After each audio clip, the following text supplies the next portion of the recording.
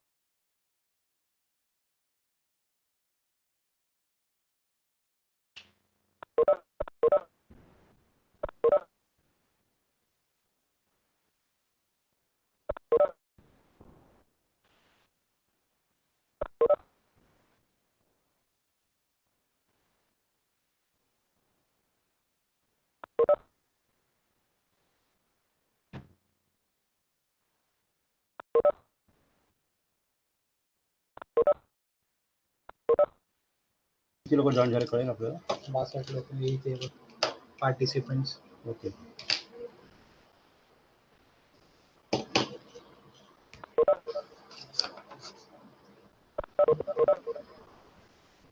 Hello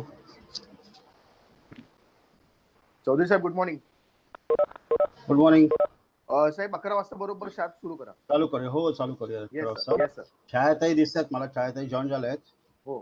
आणि पटवर्धन साहेब झालेत का? फक्त जरा बघावं लागेल.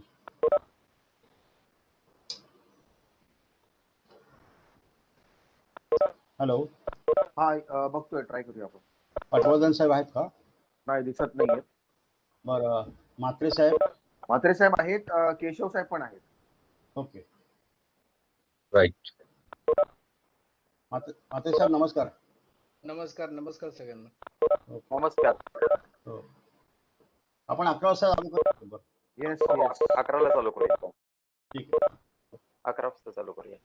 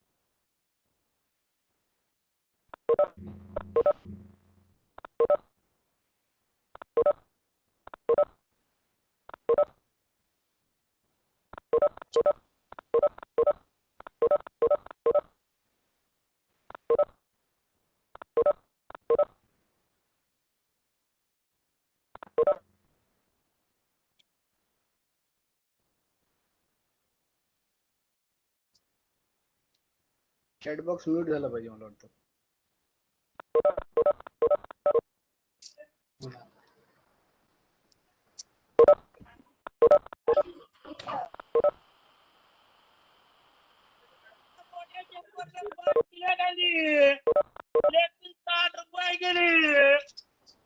नमस्कार साहेब. हॅलो. वैभवी. चौधरी साहेब. हां हां. पटवर्धन साहेब आले. आलेत ना? हो. पटवर्धन साहेब, पटवर्धन साहेब, हॅलो पटवर्धन साहेब.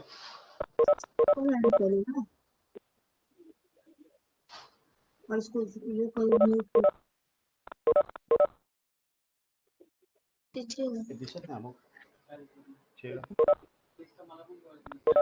दिसलो ना मी.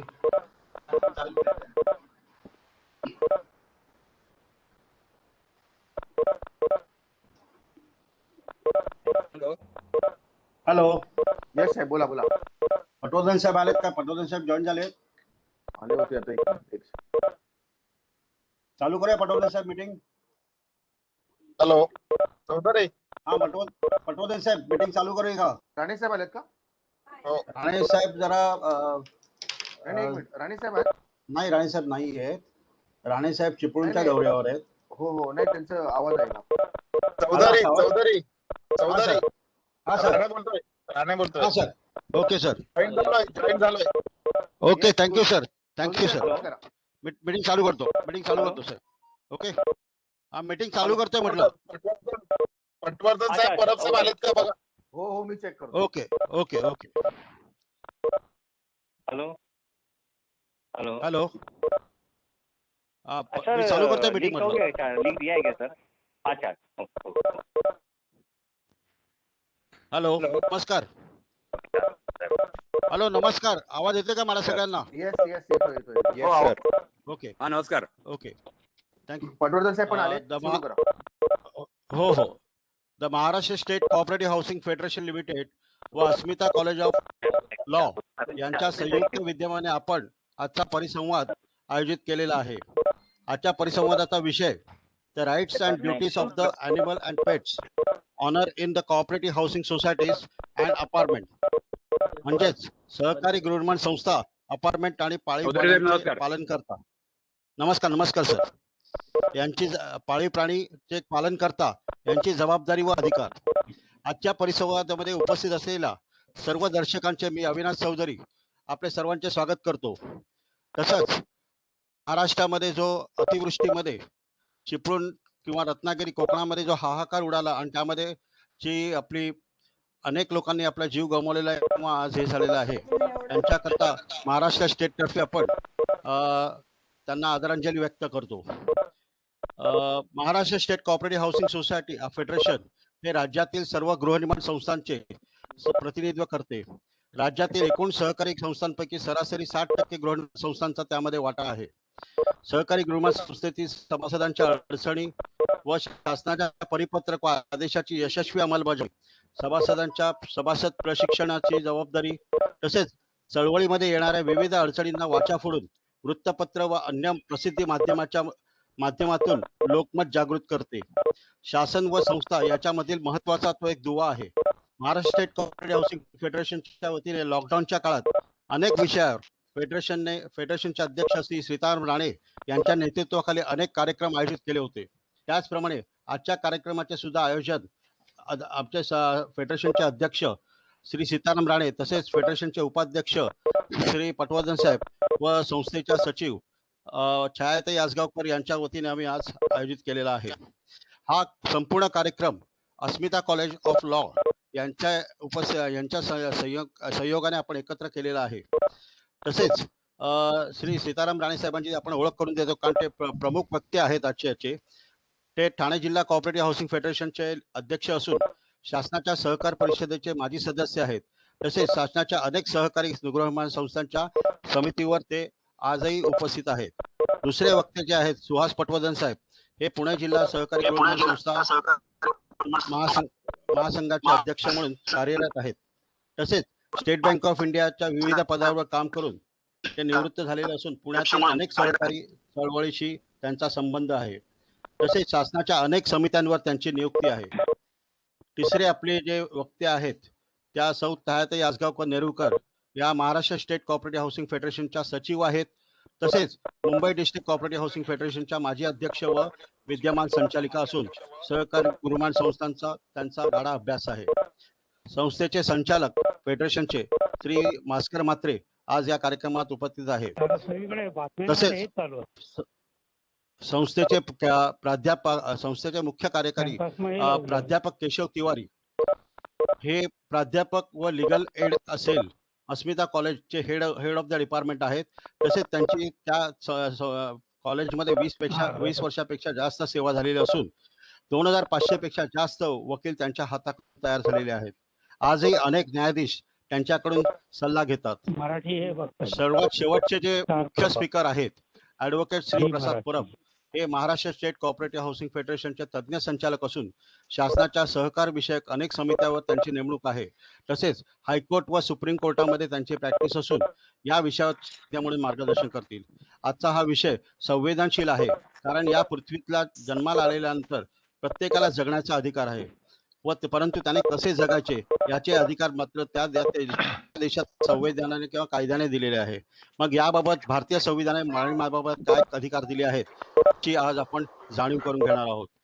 सहकारी गृहनिर्माण संस्थांमध्ये अपार्टमेंटमध्ये पाळीव प्राणी पाळण्याबाबत नियम आहेत का व त्यासाठी कोणत्या अटी व शर्ती आहेत, त्याबाबत कोणत्या परवानग्या आवश्यक आहेत याबाबतची आपल्याला या कार्यक्रमामध्ये माहिती मिळते. आपण आता याच्यानंतर आमच्या फेडरेशनचे अध्यक्ष माननीय श्री सीताराम राणे साहेब यांना मी विनंती करतो की पुढील याच्याकरता त्यांनी कार्यक्रमात जॉईन व्हावं. राणे साहेब. हा, नमस्कार. हॅलो राणे साहेब. ऐकायला येतंय? हो येते हो येते. हा, मी प्रवासात आहे त्यामुळे रेंज असेल की नाही मला माहिती नाही. मी 2 मिनिटं फक्त घेणार आहे. हो सर. सर्वांचं मी प्रथम स्वागत करतो.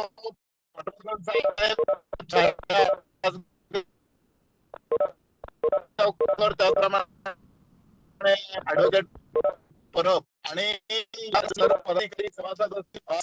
महाराष्ट्राचे गरजेचे माहिती आमच्या सर्व सभासदांना किंवा सोसायटीच्या पदाधिकाऱ्यांना मिळावी हा मात्र मागचा उद्देश आहे. याचं कारण या पाळीव प्राण्यांच्या मुद्द्यावरून किंवा विषयावरून बोलत आहात त्यांनी आपला कॉल होल्ड वर ठेवला है. कृपया लाइन पर रहा. आप जिस व्यक्ति से बात कर रहे हैं उन्होंने आपके कॉल को होल्ड पर रखा है. कृपया लाइन पर बने रहिए. या संवादाच्या माध्यमातून put your call on hold. Please stay on the line. आपण ज्या व्यक्तीशी बोलत आहात त्यांनी आपला कॉल होल्ड वर ठेवला आहे. कृपया लाइन पर रहा.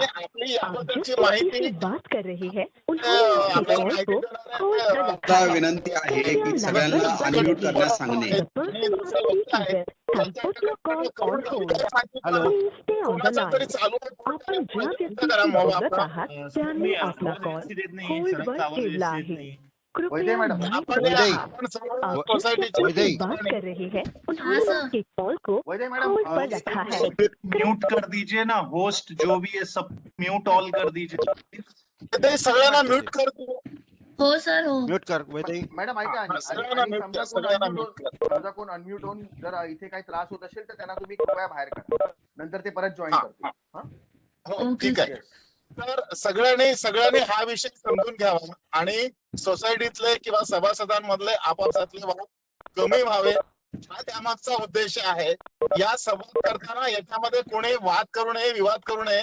आपली अडचण असेल तर ती समजून घ्यावी हा त्यामागचा उद्देश आहे. याच्या व्यतिरिक्त तुम्हाला जास्त काही माहिती हवी असेल तर आमच्या सगळ्या जिल्हास्तरीय फेडरेशन आहे त्या सगळ्यांचे फोन नंबर, ऍड्रेस तुम्हाला मिळतील. वेबसाईटवर तुम्हाला माहिती मिळेल. त्यांच्याकडून ही माहिती घेऊ शकता. या संवादातून गृहनिर्माण संस्थांनी सभासद आणि पदाधिकारी यांच्यामधला वाद कमी व्हावा हा उद्देश आहे आणि तो लक्षात घेऊन सहकार्य करावं असं विनंती करतो.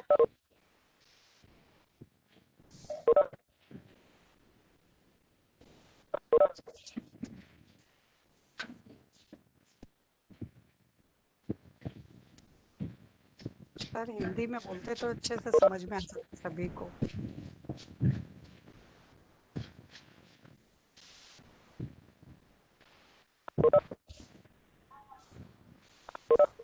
हॅलो.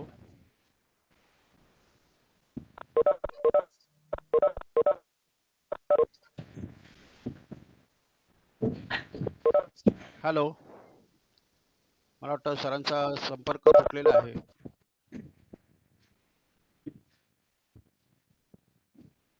हॅलो परब साहेब. चौधरी साहेब सर आले की नंतर आपण घेऊ पटवर्धन मला वाटतं सरांचा संपर्क तुटलेला आहे, येस कारण सर प्रवासात असल्यामुळे कदाचित अडचण होऊ शकते. मी पुढील स्पीकर आपले जे व्यक्ती आहेत, पूर्णा फेडरेशनचे अध्यक्ष आणि महाराष्ट्र फेडरेशनचे ते उपाध्यक्ष आहेत, श्री सुहास पटवर्धन साहेबांना विनंती की त्यांनी 2 शब्द सांगून मार्गदर्शन करावं. पटवर्धन साहेब. पटवर्धन साहेब.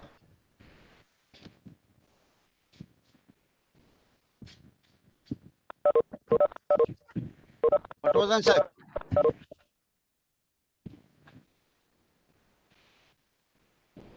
हॅलो. हॅलो. चौधरी साहेब पटवर्धन साहेब कदाचित नेटवर्क मुळे लेफ्ट झालेले आहेत. अच्छा. त्यामुळे छायाताईन असतील तर त्यांना छायाताईंना मॅडमना हे द्या. बर. मला वाटतं पटवर्धन साहेबांचाही संपर्क होत नाहीये पुण्याहून कदाचित. आपण छायाताई आसगावकर नेरुरकर ज्या संस्थेच्या सचिव आहेत त्यांना मी विनंती करतो की त्यांनी मार्गदर्शन करावं. छायाताई. हॅलो. छायाताई. हॅलो. छायाताई आसगावकर.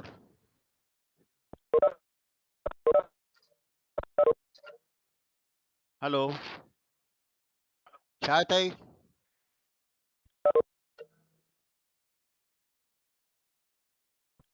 हॅलो. छायाताई. मला वाटतं त्यांना म्यूट केलेले. त्यांना अनम्यूट करा पहिल्यांदा, त्याशिवाय ऐकू नाही येणार. हॅलो. एक मिनिट त्यांना फोन करावा लागेल. मग 1 मिनिट मी फोन करतो. त्यांना अनम्यूट करा. हॅलो वैदय, छायाताईंना अनम्यूट कर. वैदय, छायाताईंना अनम्यूट कर. सर मी नाही करू शकत. अनम्यूटचं ऑप्शन त्यांच्या स्वतःकडेच असेल. ठीक आहे.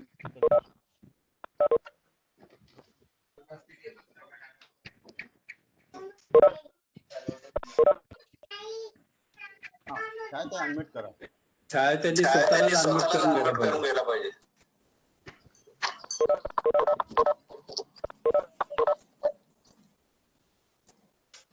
हॅलो. हॅलो. छायाताई.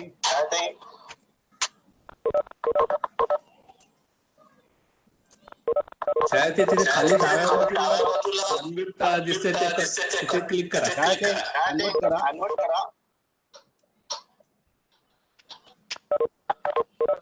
हॅलो. एक काम करूया. छायाताईंचा पण मला आवाज जात नाहीये. आपण डायरेक्ट विषयावरच येऊया. मी प्राध्यापक केशव तिवारी जे प्राध्यापक आहेत किंवा legal department Asmita college head of the department आहेत, त्यांना मी तिवारी साहेब तुमचा विनंती ऐकू येतोय. दुसरं कुठलं माईक असेल तर बंद करा. ऐकू निर्माण होतोय.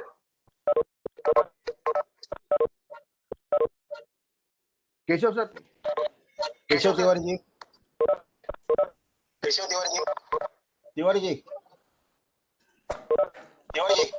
Sir you can start. Okay thanks a lot. सगळ्यांना ऐकू येतं ना?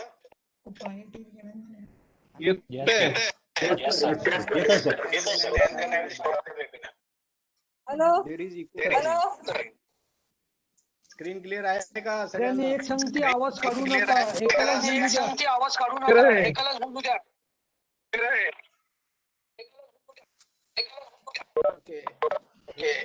मला प्रश्न आहे की आपला स्क्रीन दिसताय ना? हॅलो. Yes sir. दिसतंय. With the permission of all, shall we start?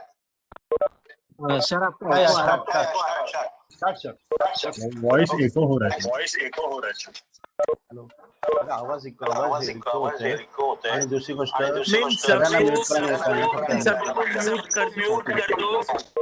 I think some technical issues are there.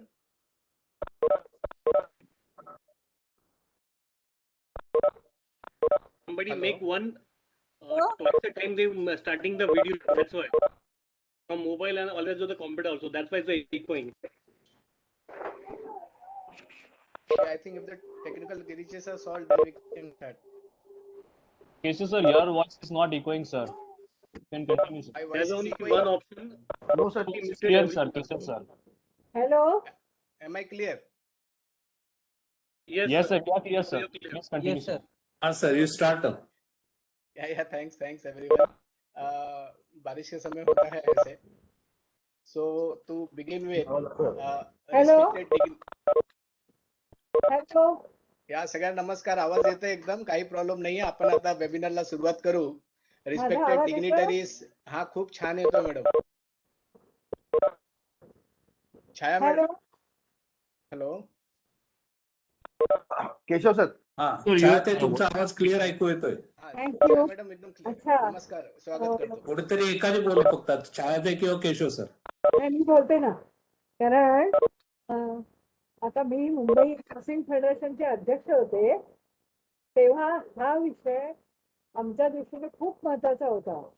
आता माणसं पाळायची की कुत्रे पाळायचे, ऐकू येतंय ना? तर त्यावेळेला आम्ही एक व्हिजिट केली होती रेक्लामेशनच्या एका सोसायटीमध्ये. त्यांची कंप्लेंट आली होती की आमच्या सोसायटीत 100 मांजरं आहेत. पण आम्ही जाऊन बघितलं आणि ते खरोखर त्या बाई ज्या होत्या त्या समाजकार्य करत होत्या. ते लहान पिलं असतात 2 महिन्याची, त्याने त्या मातीने दूध पाजत होत्या. तेव्हा मी त्यांना म्हटलं हे तुमची सोसायटीचा कंप्लेंट आहे. तर त्यामुळे ना आमची मांजरं काय बाहेर जात नाही. आम्ही आमच्या मांजरांना आम्ही आपल्या ठेवतो. जरा मोठा ब्लॉक होता, सगळ्यांमध्ये त्यांनी मांजरं ठेवली होती. दुसरी अशी गोष्ट आहे कुत्र्यांच्या बाबतीत. एन.डी. पाटील सर आहे, त्यांच्या मिसेस आहेत, ते शरद पवार साहेबांची बहीण. तर त्यांनी आमच्या सभेमध्ये एकदा म्हटलं होतं फेडरेशनने कुत्र्यांसाठी काहीतरी केलं पाहिजे. रात्रभर एक तर आमचं वय झालं, आम्हाला रात्रभर बिल्डिंग मध्ये कुत्रे कोणी घरात ठेवतात, ते एवढे घुमतात की आमची झोपच उडून जाते. त्यात फेडरेशनने सगळ्या सोसायट्यांसाठी ह्याच्यावर काहीतरी केलंच पाहिजे. तर खरं हा विषय खूप चांगला आहे आणि मला असं वाटतं की ह्याच्यातनं नुसता विषय म्हणून नको, त्याच्यात सोल्युशन पाहिजे आणि ते सोल्युशन आपण आपल्या हाऊसिंगच्या ह्याच्यातनं सगळ्यांपर्यंत पोहोचवलं पाहिजे असं मला वाटतं. जेव्हा हा विषय मला म्हात्रे साहेबांनी सांगितलं, म्हटलं बरं झालं, कारण हा विषय खूपच महत्वाचा आहे.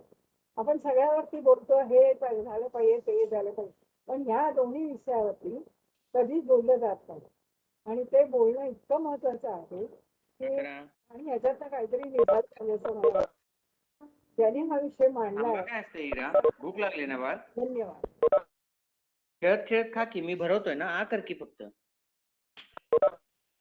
आवाज म्यूट करा आणि मग भरवा नातवाला.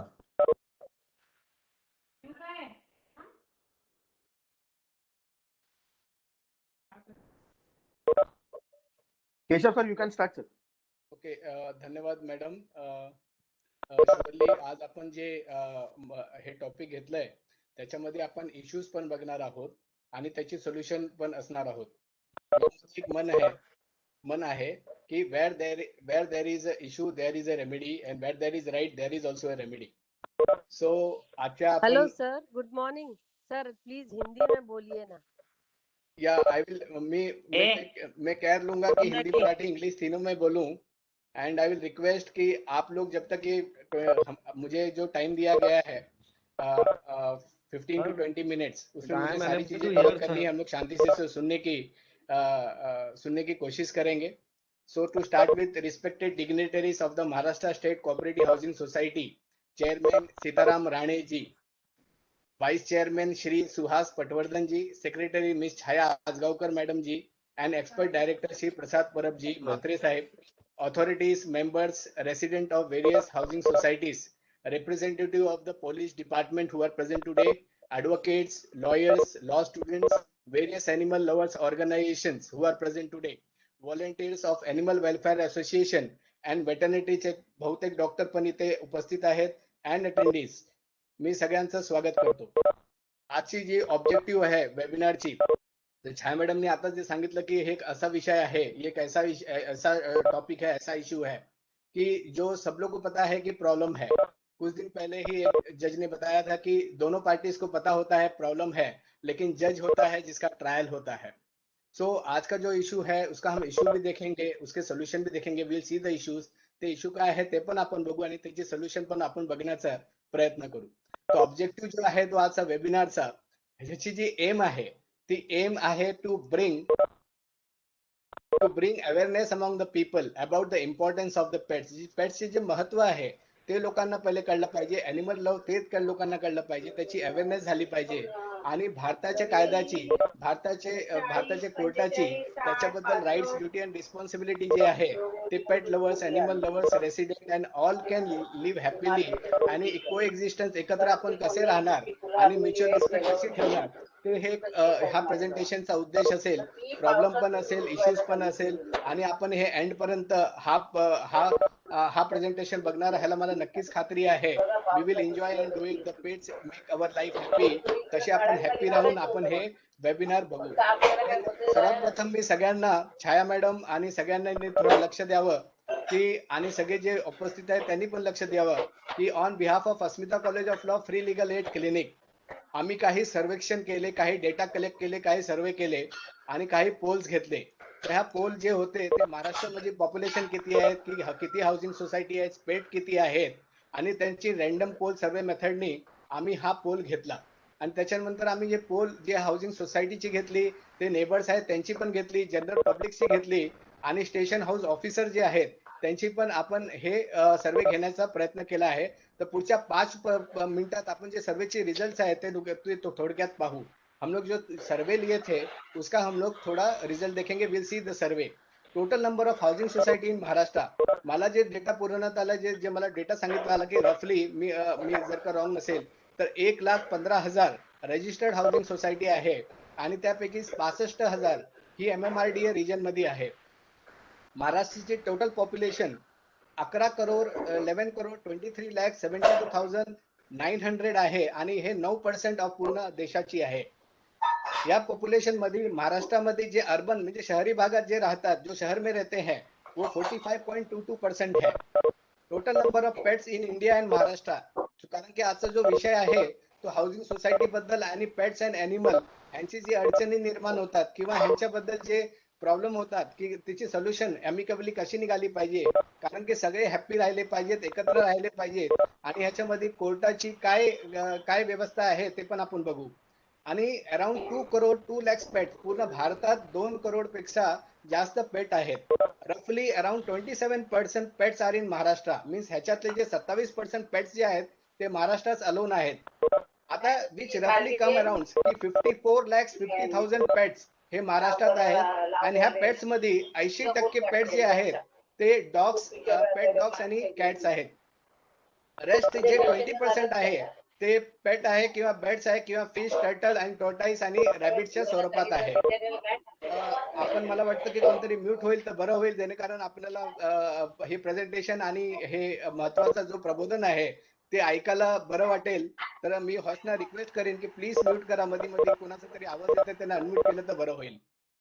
मी परत सांगतो की महाराष्ट्रामध्ये जी पेटची संख्या आहे ती अराउंड 54,54,000 आहे आणि हे शहरी भागात जास्त आहेत.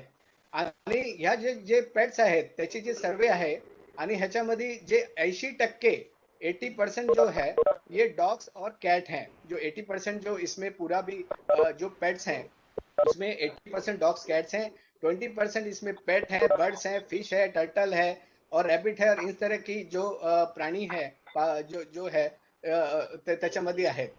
अब ये जो डेटा है इसमें लाइव स्टॉक और domestic animal means domestic means जिसको हम कंसेप्शन के लिए यूज करते हैं या कमर्शियल यूज के लिए यूज करते हैं या स्ट्रे एनिमल्स, इनका समावेश नहीं है.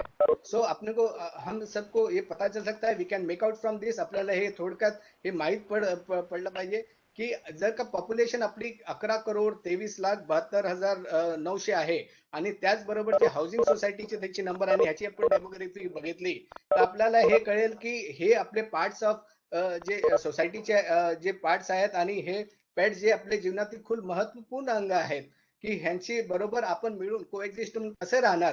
कारण की त्यांना पण त्रास नाही झाला पाहिजे आणि आपल्याला पण त्रास नाही झाला पाहिजे की अशी व्यवस्था ह्याचं समाधान कसं निघेल आणि कसं असेल आणि कोर्टाने त्याचं समाधान काय काढलं आहे, हे मेन उद्देश हा टुडेचा वेबिनारचा आणि जे लीगल एडचा आहे. आपण जे सर्वे घेतलं तर सर्वे घेताना आपण हे सर्वात प्रथम जे पेट्स जे ओनर्स आहेत त्यांचे सर्वे घेतले. त्यांना आपण विचारलं की जे पेट एनिमल्स मीन्स जे टेम एनिमल्स असतात, जे ट्रेन्ड एनिमल असतात, जे आपण आपल्यासाठी ठेवतो, ते पाळीव प्राणी असतात, जो पाले हुए होते हैं, जो ट्रेन किए हुए होते हैं, वो पेट एनिमल्स होते हैं. अब ये पेट ओनर्स जिनके पास पेट्स है, उनको हमने क्वेश्चन पूछने की कोशिश की कि आप पेट क्यों रखते हैं. तो उनका आंसर था क्योंकि ये स्ट्रेस रिलीवर होते हैं, लॉयल होते हैं, सिक्युरिटी होता है, प्रेस्टीज होता है, जीवन को खुशहाल करते हैं, रॉयल्टी असते, हॉबी असते, स्पिरिचुअल वैल्यू होता है, सोशल स्टेटस होता है, लोनलीनेस को दूर करते हैं, न्यूक्लियर फैमिली में इनकी जरूरत बहुत ज्यादा है. और ये बहुत सारे ऐसा देखा गया है कि जहाँ पे बीमार लोग होते हैं, अगर वहाँ पे डॉग्स रहे बहुत बार तो जल्दी ठीक हो जाते हैं, क्योंकि वो जॉय और हैप्पीनेस का माहौल रखते हैं. Pets are very important in our life. So और इनकी जो अपने समाज में और अपनी व्यवस्था में ये इक्वल भागीदारी है as per article 14 of Indian constitution. आपण जेव्हा कॉन्स्टिट्यूशन बघतो त्याच्यामध्ये पण आपल्याला हे कळतं की हे आपल्या लाईफचे खूप इम्पॉर्टंट भाग आहे. त्याच्यानंतर in general what type of complain, आम्ही हे पण विचारण्याचा प्रयत्न केला की तुम्हाला कंप्लेन जे येतात तुमच्या पेट्सचे ते दुसऱ्यांचे ते कसे भाग असतात. त्याच्यात कधी कधी आम्हाला कंप्लेन लोक करतात की बार्किंग नॉईज आहे, की पू आहे, लिटरिंग आहे, काही बर्डची फिदर उडतात आणि ते सगळे कंप्लेन करतात की आम्हाला एलर्जी आहे. आता काही दिवसापूर्वीच एक लोअर कोर्टाने एका डिसिजन दिलेले की त्याच्यामध्ये जे बर्ड्स जे होते घरात त्याचे ते काय करायचे, ते खिडकीवर ठेवायचे, खिडकीवर त्यांना ते पाजायचे, त्यांना दाना पाणी द्यायचे. तर त्याच्यामधून काय होतं की ते खाली असणारे जे राहणारे जे रहिवासी होते त्यांच्या घरात जायचं आणि कधी कधी ते फेदर जायचं खाली. एक 91 वर्षाची बाई होती, त्यांना तो त्रास व्हायचा. तर त्याच्यामध्ये पण कोर्टाने जो निर्णय दिला तो पण आपण डिस्कस पुढे करणारच की एक्झॅक्टली त्याच्यामध्ये कसं असं पाहिजे की कोएक्झिस्टन्स असली पाहिजे आणि राईट्स काय आहे, ड्युटीज काय आहे आणि रिस्पॉन्सिबिलिटीज काय आहे पेट ओनरची, नेबर्सची, हाऊसिंग सोसायटीची आणि गव्हर्नमेंटची, ते पण आपण ह्या प्रेझेंटेशन मध्ये बघू. सो दुसरा प्रश्न जे आपल्याला जे आम्ही विचारलं, जे आमच्या लीगल एड टीमने जे सर्वे करताना विचारलं की how you as owner to take pet care so that your pet do not harm, create hindrance, harassment, nuisance to other individuals और member of the society. Rights आहे, फंडामेंटल राईट्स आहे, आपण पेट ठेवू शकतात. पेट आपल्या जीवनाचं खूप महत्वपूर्ण अंग आहे, पण त्याच्याबरोबर डिसिप्लिन पण असली पाहिजे. जेव्हा राईट येतो तेव्हा ड्युटी ऑटोमॅटिक येतो, तेव्हा डिसिप्लिन ऑटोमॅटिक येतो. सो आपल्याला what is most important is to be an discipline pets owner. तर हे मुख्य उद्देश आहे. आपल्याला हे कळलं तर आपल्याला पूर्ण लॉ पण कळेल. सो त्यांना विचारण्यात गेलं की तुम्ही दुसऱ्यांना त्रास नाही होणार असं आपण काय तुम्ही आप उसको प्रिकॉशन क्या रखते हो, तुम्ही कशाबद्दल तुम्ही ते प्रिकॉशन ठेवता. तर त्यांची आन्सर जे होते ते होते की वी टेम अवर पेट्स. आम्ही पेट्सची काळजी घेतो, जे त्यांचे पू वगैरे आहे ते आम्ही नियमित साफ करतो आणि आम्ही काळजी घेतो की ते कोणाला त्रास न होवं अशा प्रकारे त्याची क्लिनलीनेस असावी. आणि वी डोंट, आणि काही नाही असे पण सांगितलं आम्हाला कुठचाही कंप्लेन नाहीये, असे पण उत्तर आम्हाला मिळाले. आणि सम सेड की वी जस्ट डोंट केअर, आम्हाला कोणाचे पण फरक पडत नाही असं पण उत्तर आम्हाला मिळाली. ह्याची डेटा आमच्याकडे अवेलेबल आहे. आम्ही काही सर्वे घेतले, पोल घेतले, हाऊसिंग सोसायटीची वेगवेगळ्या हाऊसिंग सोसायटीची रॅन्डम मेथडने आम्ही हे पोल घेतले. ह्याच्यामध्ये आम्ही त्यांना विचारलं की in general what type of complain और ग्रीवियन्स यू रिसीव्ह. तर त्यांचे आन्सर होते की बेनस असतो कधी कधी, की त्यांची जी त्रास होतो ते कधी कधी पाठलाग करतात, चेस करतात, पीछे लगते हैं, chances of spread of disease, rabies वगैरह हमको डर लगता है कि उनको होगा, की ह्या सगळ्या गोष्टी आम्ही घाबरत असतो. आणि पॉल्यूशन होता है कभी कभी उनके वजह से, ये हमारे हमको कभी कभी कंप्लेन्स और ग्रीवियंस आते हैं. क्लीनलीनेस के ऊपर हमारे ग्रीवियंस और कंप्लेन आते हैं. कम्युनिटी डॉग फीडिंग बहुत बड़ा इशू है, जो कभी कभी वो प्रीमाइसेस में आके करते हैं, ये हमारे पास कंप्लेन और ग्रीवियंस आता है. पेट पुअर लीटर इधर उधर कर देते हैं, बाद में उसकी साफ सफाई नहीं होती है, और इसकी साफ सफाई की जवाबदारी किसकी होगी, ये क्वेश्चन मार्क बहुत बड़ा सबके सामने होता है.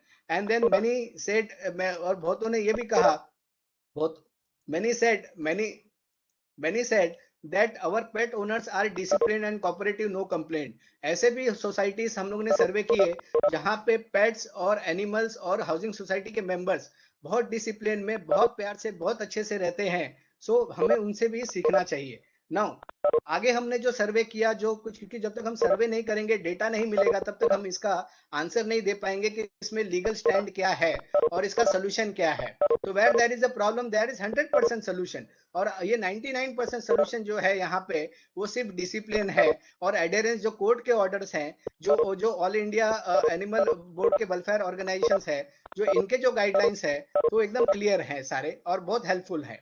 हमने ये भी पूछा लोगों को ये हाऊसिंग सोसायटी में जो मेंबर जे पदाधिकारी आहेत त्यांना आम्ही हे विचारलं, तुम्हाला fundamental rights of pet owners जे आहेत तुम्हाला ते माहित आहे का? तर आम्हाला खूप 2-3 ठिकाणी आम्हाला खूप आश्चर्य झालं की काही लोकांनी हे पण विचारलं की फंडामेंटल राईट काय असतं. तर काही विचारलं की 78% सांगितलं हो आम्हाला माहित आहे फंडामेंटल राईट. 22% लोकांनी त्यांनी सांगितलं नो आम्हाला माहित नाहीये की फंडामेंटल राईट आहे पेट ओनर्स की तो पेट ठेवू शकतो. Then the next question which was, is there any prescribed designated defecation spots for pets in your society? आपण 21st सेंचुरीला आहोत आणि 21st सेंचुरीने आता मॉडर्न टाउनशिप आणि 21st सेंचुरी टाउनशिप होण्यास सुरुवात झाली आहे. तर ह्याच्यामध्ये हे कंपल्सरी तरतूद सध्या तरी नाहीये, तर मला वाटतं पुढच्या काळात ही कंपल्सरी तरतूद येणार की त्यांना विचारलं, कारण की आपण आता स्वच्छ भारत अभियानाच्या दरम्यान हमने ये सीखा, हमने ग्रामीण भागों में ये सिखाया लोगों को ओपन में डिफेकेशन नहीं करना चाहिए, उसे डिसीज होता है, उसे ये होता है, उसको सिविल सेंस नहीं है, सिविक सेंस नहीं है। तो हमको भी ये सिविक सेंस हम पेट ओनर्स को ये सीखना होगा कि there is no, so that there is no pollution. So अब इस पे एक चीज होता है कि हमने पूछा कि आपके हाउसिंग सोसाइटी में ऐसा कोई डिफिकेशन फिक्स एरिया की, बहुत बारी क्या होती है की अलग अलग टाइप की हाउसिंग सोसायटीज होती है, वेगवेगळ्या टाईपच्या हाउसिंग सोसायटी असतात, लोक कुठेही पू करतात आणि कुठेही डॉग्सला करतात आणि जबाबदारी अकाउंटेबिलिटी कोण घेत नाही त्याला झटकून टाकतात. तर इथे आपल्याला सेल्फ डिसिप्लिन झाला पाहिजे आणि ते सेल्फ डिसिप्लिन करून आपल्याला ची डिफिकेशनची जी गाईडलाईन्स काय आहे ती पण मी पुढच्या स्लाइड मध्ये दाखवीन आणि ते पण आपल्याला पाळलं पाहिजे, जेणेकरून आपण सगळे मिळून कोएक्झिस्ट आणि डिसिप्लिननी राहू. The next question which I asked which our legal aid clinic cell surveyed and asked the housing societies was that कि आप फोन नंबर रखते हो क्या म्युनिसिपल कॉर्पोरेशन का, एनिमल वेलफेयर बोर्ड का, फायर ब्रिगेड का, फॉरेस्ट ऑफिसर का, society for the prevention of cruelty of animal SPCA for rescue rehabilitation release of stay end community dogs या कम्युनिटी एनिमल्स, इनके लिए आप ये या सगळ्या गोष्टी आपण तुम्ही त्यांचे फोन नंबर किंवा त्यांची माहिती, कारण की जेव्हा एमर्जन्सी लागली की तुम्ही तत्काळ त्यांना फोन केलात असं तुमच्याकडे नंबर आहे का? एक उदाहरण देतो, कलवामध्ये 2 वर्षापूर्वी 2019 ला, ते पण मी घेणारच आहे पुढे, की त्याच्यामध्ये काय झालं की सोसायटी प्रिमाइसेस मध्ये तिथे एक साप आला आणि त्याला त्या माणसाने मारून टाकलं आणि ह्याच्यामध्ये त्याला तुरुंगवास झाला, त्याच्यावर केस पण लागली. सो आपल्याला you have to take care की एनिमल्स आणि पेट्स ह्या व्यतिरिक्त इन्सिडेंटल जे प्राणी आहे त्याला पण इजा नाही पोहोचली पाहिजे, त्यांना पण प्रॉब्लेम नाही झाली पाहिजे, कारण की ते आपल्या कायद्यामध्ये as per wild life protection act ते पण गुन्हा आहे.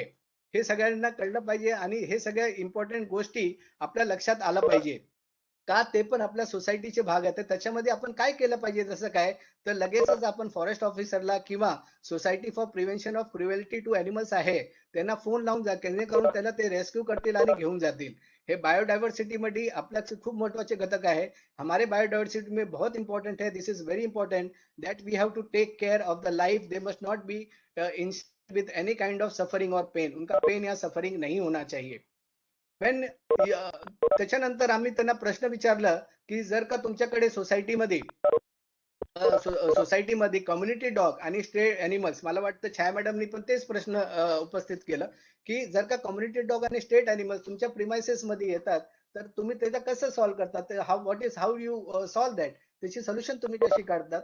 तर त्याच्यामध्ये पण त्यांनी हे सांगितलं, we do not allow stray animals in our premises. काही लोकांनी उत्तर दिलं की आमच्या प्रिमाइसेस मध्ये आम्ही स्टे एनिमल्सला आम्ही एंट्री देत नाही आणि जर आले तरी त्याला पोलाइटली आम्ही बाहेर घेऊन जातो गेटच्या. Politely word is very important, त्यांची रिस्पेक्ट आणि डिग्निटी एनिमल्सची राहिली पाहिजे. त्याच्यानंतर आम्ही त्यांना प्रश्न, काही लोकांची उत्तरं होती, कुछ लोगों का आंसर था, some people answered that we have designated areas where animal lovers feed them. See animal lovers बहुत बड़े वॉलंटियर्स हैं, ये बहुत अच्छा काम करते हैं, ये जो है एक माँ की तरह काम करते हैं, इनका हमेशा रिस्पेक्ट और डिग्निटी रहनी चाहिए. और जो डिसिप्लिन्ड डॉग फीडर्स है या डिसिप्लिन एनिमल फीडर्स है, उनको ये पता होता है कि हमको दूर जाके खिलाना है हमको सोसाइटी प्रीमाइसेस में या फिर वहां पे नहीं खिलाना चाहिए, जिससे लोग भी हैप्पी रहे, डॉग्स लोग को भी फूड मिलता रहे. So this are the things which आप हम आगे चल के प्रेझेंटेशन में वो देखेंगे ही. प्रसाद सर, माझं थोडा प्रेझेंटेशन मला वाटतं उशीर झाल्यामुळे 5 मिनिटं 10 मिनिटं वाढेल, तर मला त्याची परमिशन असेल का? नाही sir, please continue. Okay, thank you, धन्यवाद. त्याच्यानंतर आपण हे पण विचारलं, how you handle and deal with the community dog and stray dog. तर जेव्हा आपण हे विचारलं तर तेव्हा आपल्याला जे उत्तर आली ती अशी होती, आणि त्याच्यामध्ये काही सोसायटीची अशी पण उत्तरं होती की आमच्याकडे कुठचाही फिक्स स्टँड नाही आहे ह्याबद्दल, आणि कुठचीही गाईडलाईन्स आम्ही फॉलो करत नाही, ज्यांना जे करायचं आम्ही त्याला करू देतो. नेक्स्ट मग मी सर्वे जी घेतली, रँडम सर्वे जी घेतली ती अजून एक प्रश्न त्यांना विचारलं गेलं जनरली रँडम, की जनरल पब्लिकला पण ते त्रास होतो, ते हाऊसिंग सोसायटी जे इश्यूज आहेत तेच आहेत. पण कधी कधी जे जनरल पब्लिक आहे त्यांचं असं म्हणणं होतं की आम्ही कधी कधी कॉलेजला जातो किंवा ऑफिसला जातो किंवा मुलं शाळेत जातात. आता तर सध्या कोविड सिच्युएशन मध्ये ती परिस्थिती नाहीये, तर रोडच्या मध्ये कधी कधी स्ट्रे डॉग्स असतात त्यांचे, किंवा खूप वेळा जे पेट्स असतात. His my this screen is shared. माझा स्क्रीन दिसतंय का? ओके, सो दिस वाज also this was also the question which was asked. आणि काही जर का मी डिस्कनेक्ट झालो किंवा माझ्या स्क्रीन दिसणार नाही तर कृपया माझ्या लक्षात आणून द्या प्लीज. तर पीपीटी तुमचं दिसत नाहीये. माझं पीपीटी दिसत नाहीये, तेच विचारलेलं. एक minute.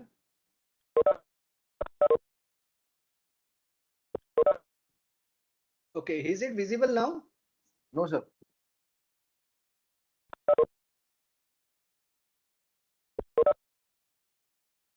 Can we see it? Yes sir. Hello. Yes sir. धन्यवाद धन्यवाद धन्यवाद.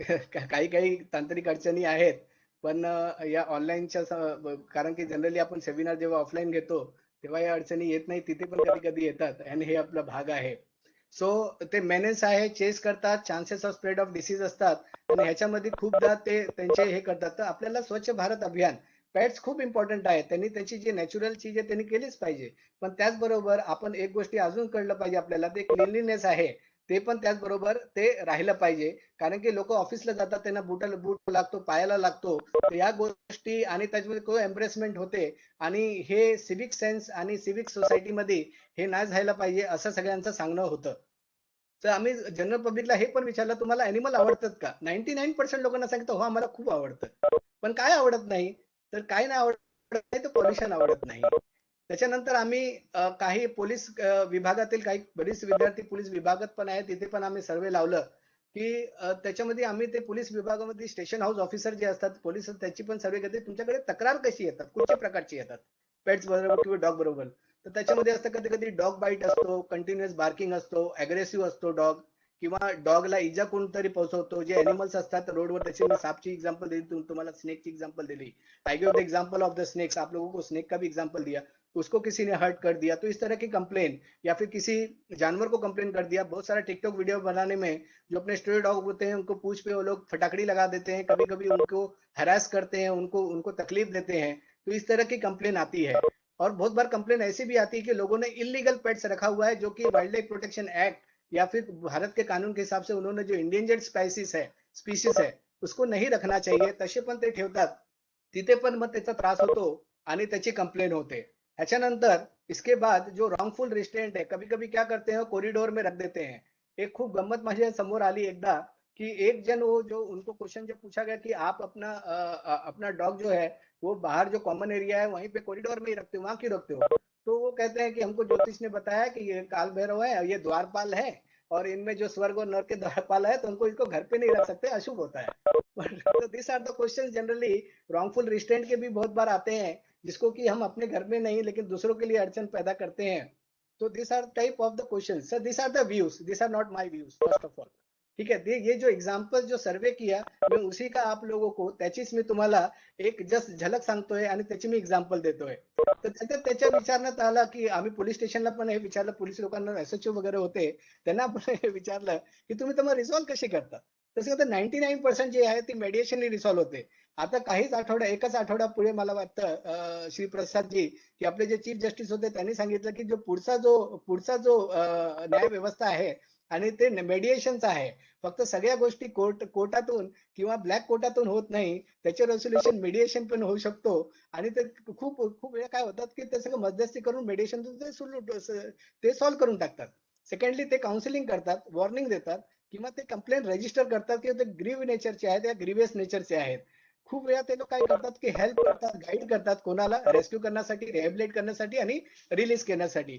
आता आपण पुढे हे काही एक्झाम्पल्स पाहू की हे सर्वे आता मी एंड केला आहे आणि सगळ्यांनी हे सर्व लक्षात आलं असेल की काय प्रॉब्लेम आहे, कोणाची काय अडचणी आहे, कोणाचं काय म्हणणं आहे, ते आपण म्हणणं ऐकून घेतलं. आता म्हणणं ऐकून घेतल्यानंतर सर्वात प्रथम मी आपला जो जंजीर कुत्रा जंजीर जो आपला डॉग होता, ज्यांनी मुंबई बॉम्बस्फोटच्या नंतर खूप मोठं कामगिरी केलेली, त्याला श्रद्धांजली वाहतो. आणि त्याच्यानंतर फॉरेन्सिक सायन्स आणि फॉरेन्सिक लॉचा मी टीचर असल्यामुळे त्यांची इम्पॉर्टन्स जी आहे आपल्या ह्याच्यामध्ये पण काय होतं, पेट्सची इम्पॉर्टन्ट पण जो पेट्स भी इम्पोर्टेंट है वो फॉरेंसिक साइंस में what is the importance of the pets in forensic science also, that also we have to understand. अब लॉ के स्टूडेंट भी यहाँ पे बहुत सारे मौजूद है, बहुत सारे पुलिस भी यहाँ पे है, एनिमल एक्टिविस्ट भी है, पेट लवर्स भी हैं. अराउंड 600 से ज्यादा लोग ये वेबिनार अटेंड कर रहे हैं. सो यहाँ पे एक चीज और इम्पोर्टेंट जो आपको सबको मैं बताना चाहूंगा कि जब जब क्राइम होता है, जो फॉरेंसिक एक्सपर्ट आता है तो सबसे पहले वो पेट्स को देखता है. The reason is pets are the biggest evidence. वो सबसे बड़ा एविडेंस होता है. उसके बॉडी लैंग्वेज, वो जो क्लीवेज जो होता है, उसके बॉडी लैंग्वेज या फिर उसके बाल से भी या उसके नखून से भी या उसकी स्थिति क्या है, उसको पॉइजन दिया गया नहीं दिया गया, उसका बिहेवियर कैसा, सब पता चल जाता है कि ये क्राइम किस बजे हुआ है, कितने बजे हुआ है, कब हुआ होगा. तो this are the forensic. Pets यहाँ भी अपने लिए इंपॉर्टेंट रोल प्ले करते हैं. तो वो अपने लिए एंजॉयमेंट के लिए ही नहीं, there are many benefit of that. अब मैं आपको आता हूँ कि जो नेक्स्ट स्टेप पे कि आप लोगों को ये पता चलेगा कि ये मिजरी जो एनिमल्स के साथ जो अन्याय होते हैं, राइट्स होते हैं. सबसे पहले अपने को ये समझना पड़ेगा कि पेट्स के राइट्स होते हैं और जितने भी कानून बने हो पेट्स के राइट्स के लिए बने हैं. तो ये कितने भी कानून हम लोग बनाए हैं या फिर भारत ने बनाया है, लेजिस्लेट किया है. What is legislature? Legis means law and lature means to make. Those who make the law are called as legislatures. अब इसमें ह्याच्यामध्ये आपल्याला हे कळतं की जेव्हा आपण पुढे बघू की त्यांची हार्ट ब्रेकिंग ऑफेन्स जे पेट आणि एनिमल्स ह्यांच्यावर झाली आहे ती आपण बघण्याचा प्रयत्न करू. सर्वात पद्धत जे पेट्स जे आहेत, जे पेट लवर्स जे आहेत, ह्यांच्याकडून सर्वात मोठी जी गुन्हा घडते ती ही घडते की ते त्याला अबंडन करून टाकतात जेव्हा ते ओल्ड होतात किंवा ते डिसीज त्यांना होतो. So this is the biggest crime, biggest offense anyone can commit. आपण त्याला पेट ठेवतो पण तेव्हा तो आपला की यूज एंड थ्रो वाला जो हिसाब होता है कि जब तक वो मुझे अच्छा लग रहा है तब तक ठीक है, लेकिन जब ओल्ड हो रहा है तो हम उसको क्या कर देते हैं, उसको अबेंडन कर देते हैं. आज जितके पण स्ट्रे डॉग्स आणि खूप काही आहेत त्याच्यामध्ये मोठा वाटा आणि मोठा पर्सेंटेज ते हे अबेंडन डॉग्स आहेत जे की हे खूप वेळा जे पेट कीपर्स या पेट ओनर्स असतात ते करतात. तर त्यांना पण एक जबाबदारीने त्यांची ड्युटी आहे की त्यांनी त्याची काळजी केली पाहिजे. एक असे पण पेट ओनर्स आहेत ते त्याच्या मुलासारखं त्याची काळजी घेतात आणि डिसिप्लिन पण राहतात. So and to start to end they take the care of it. काही उदाहरण आपण घेऊ की 24 ऑगस्ट 2018 एक बिल्डिंग आहे, वॉचमॅन होता एक कांदिवली मध्ये मुंबई. त्यांनी मर्सिलेसली जो रॉड जो था he mercilessly inserted the rod in the private parts of the dog. The dog that had recently given to birth. आणि त्यांनी 7 पिल्लांना त्यांनी बर्थ दिलेले. किती हृदय को एकदम छलनी करने वाला ये घटना था कि उन्होंने क्या किया, उसको रॉड डाल दिया और उसके बाद he was roaming in the through out. और उस समय वहां पे पब्लिक लोग ने भी उस पर ज्यादा ध्यान नहीं दिया. ये इससे भी बड़ा दुख की बात है. और उसके बाद जो ये हुआ कुछ दिनों बाद उसका डेथ हो गया. 22 अगस्त 2019 खारगर एक फीमेल डॉग थी जिसके ऊपर रेप हुआ. 377 आईपीसी की धारा भी लगी उस आदमी के खिलाफ. बाद में पता चला कि रिपीटेड पेट्स लोगों के साथ भी और दूसरे एनिमल्स के साथ भी ऐसे ही करता था. 4 सितंबर 2019 a group of men beat 12 puppies to death in Goregaon, Mumbai. 4 puppies who were not even the week old were thrown from a great height. The other 8 puppies were about only 8 minutes old, humiliated, and they were burned alive. On December 2020, a 48-year-old man was booked by Thane-based forest officer for killing a rat snake, जो आपको मैंने example दिया, और उन्होंने सिर्फ उसको fun के लिए मारा अपने premises में. क्राइम है, ऑफेंस है. जब हम पेट्स बोलते हैं, जब एनिमल्स बोलते हैं तो यहाँ पे सिर्फ ये डॉग्स या एनिमल्स तक, डॉग्स या कैट्स तक खत्म नहीं हो जाता. There are tortoise, there are rabbits, there are snakes which have equal rights like them, and we have to treat them like that. Solution is there. We have to live in coexistence. Now, on December 2020, a 48-year-old man was booked Thane. The video which went viral on the 22nd May. ये बाहर का केस है, TikTok video उन्होंने बनाया था कि उन्होंने अपने जो पेट कैट थी उसको उन्होंने फांसी लगा दी. वो फांसी लगाने का वीडियो बना रहे थे, उसमें उसका डेथ हो गया. So this are the generally, आप लोगों को ये एग्जांपल इसलिए दे रहा हूं कि एनिमल्स के साथ होता क्या है, पेट्स के साथ होता क्या है. सेकेंडली हमने सर्वे किया. सर्वे में हम ये जानने की कोशिश की कि एग्जैक्टली ये सारी व्यवस्था कैसी हो रही, कहाँ जा रहे हैं हम. Are we a civilized society, are we a civic society. Now let me go to the rights of the pets. First of all, पहले पेट्स के राइट्स बताता हूँ, फिर पेट्स लवर्स के राइट्स बताता हूँ, फिर राइट्स एंड ड्यूटीज बताऊंगा, pets की भी, पेट्स लवर्स की भी, और रेसिडेंट की भी, और हाउसिंग सोसाइटीज की भी. कृपया बने रहें. Now what are the sources. कोई भी कानून ऐसे नहीं बन जाता, अपने आप नहीं बन जाता. जो कानून है उसको लेजिस्लेचर बनाता है, या फिर कानून जो बनता है वो वेलफेयर के लिए बनता है, अच्छाई के लिए बनता है. और जो भी कानून जो है, whatever the laws are there, that for the welfare legislations and the preventive legislation, when it comes to, there are various types of reformative है या फिर preventive है, deterrent है. तो there are various legislations. क्यों करना क्या चाह रहा है, वेलफेयर करना चाह रहा है, प्रिवेंट करना चाह रहा है. क्या क्राइम, किसके खिलाफ, एनिमल्स के खिलाफ. Now so this are the guidelines कि ये जो 9 चीजें मैं आपको ये बता रहा हूँ, ये अगर आपको समझ में आ गया तो आपको पूरी जो पेट्स है और इनकी जो व्यवस्था है कि पेट्स हाउसिंग सोसाइटी रेसिडेंट्स मिलजुल के पीसफुली हैप्पीली कैसे रह सकते हैं, उसकी भी सोल्यूशन इसमें है. ये रिस्ट्रिक्शन, डिसिप्लिन एक अशी गोष्ट आहे की सगळ्यांना ती कळत नाही. खूप महत्वाचं आहे, मी जे सांगतोय सगळ्यांनी ऐकून घ्या. डिसिप्लिन सबको समझ में आने वाली चीज नहीं है. डिसिप्लिन सबको अच्छी भी नहीं लगती. डिसिप्लिन लोकांना दुसऱ्यांच्या घरी पाहिजे, डिसिप्लिन लोकांना दुसऱ्याकडे पाहिजे, आपल्याकडे नाही पाहिजे. आणि जोपर्यंत तो डिसिप्लिन येणार नाही, तो रोल प्ले करणार नाही. ही तर खूप महत्वाची गोष्ट आहे की डिसिप्लिन आहे. Now, when the sources of pets, animals, right, duty, responsibility of pet owner, residents, animal welfare organizations, residential welfare association and municipal corporation and SHO, ह्या सगळ्यांना हे राइट्स माहित पडले पाहिजे. आपण सगळे उपस्थित आहात, ऐका. Guidelines for world, guidelines of world organization for human health, हे मेग्ना चार्टा आहे. जशी आपली कॉन्स्टिट्यूशन आहे ना, तशी ही आहे. ह्याच्यामध्ये 5 राइट्स दिले, ते आपण पुढे बघू लगेच. ठीक आहे, मी पुढच्या 10 ते 15 मिनिटात मी हे संपवणार presentation. I will go little fast. ठीक आहे, त्याची गाइडलाइन्स आहे, कॉन्स्टिट्यूशन ऑफ इंडियाची आहे. The prevention of cruelty of animal act 1960 which was enacted to prevent the infliction of unnecessary pain और सफरिंग ऑफ एनिमल.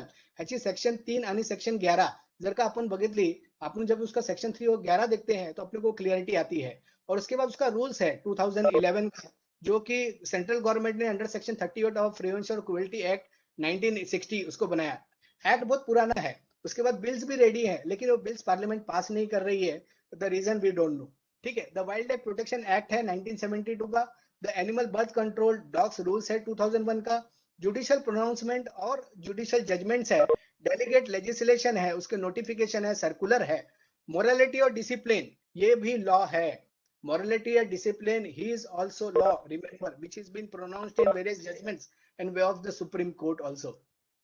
अभी उसके बाद में ये जो कानून है, जो जज होते हैं वो कानून बना नहीं सकते हैं.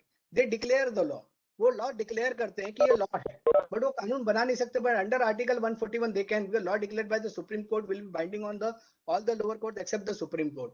ये बनाते बनाते वो कानून भी बना देते हैं.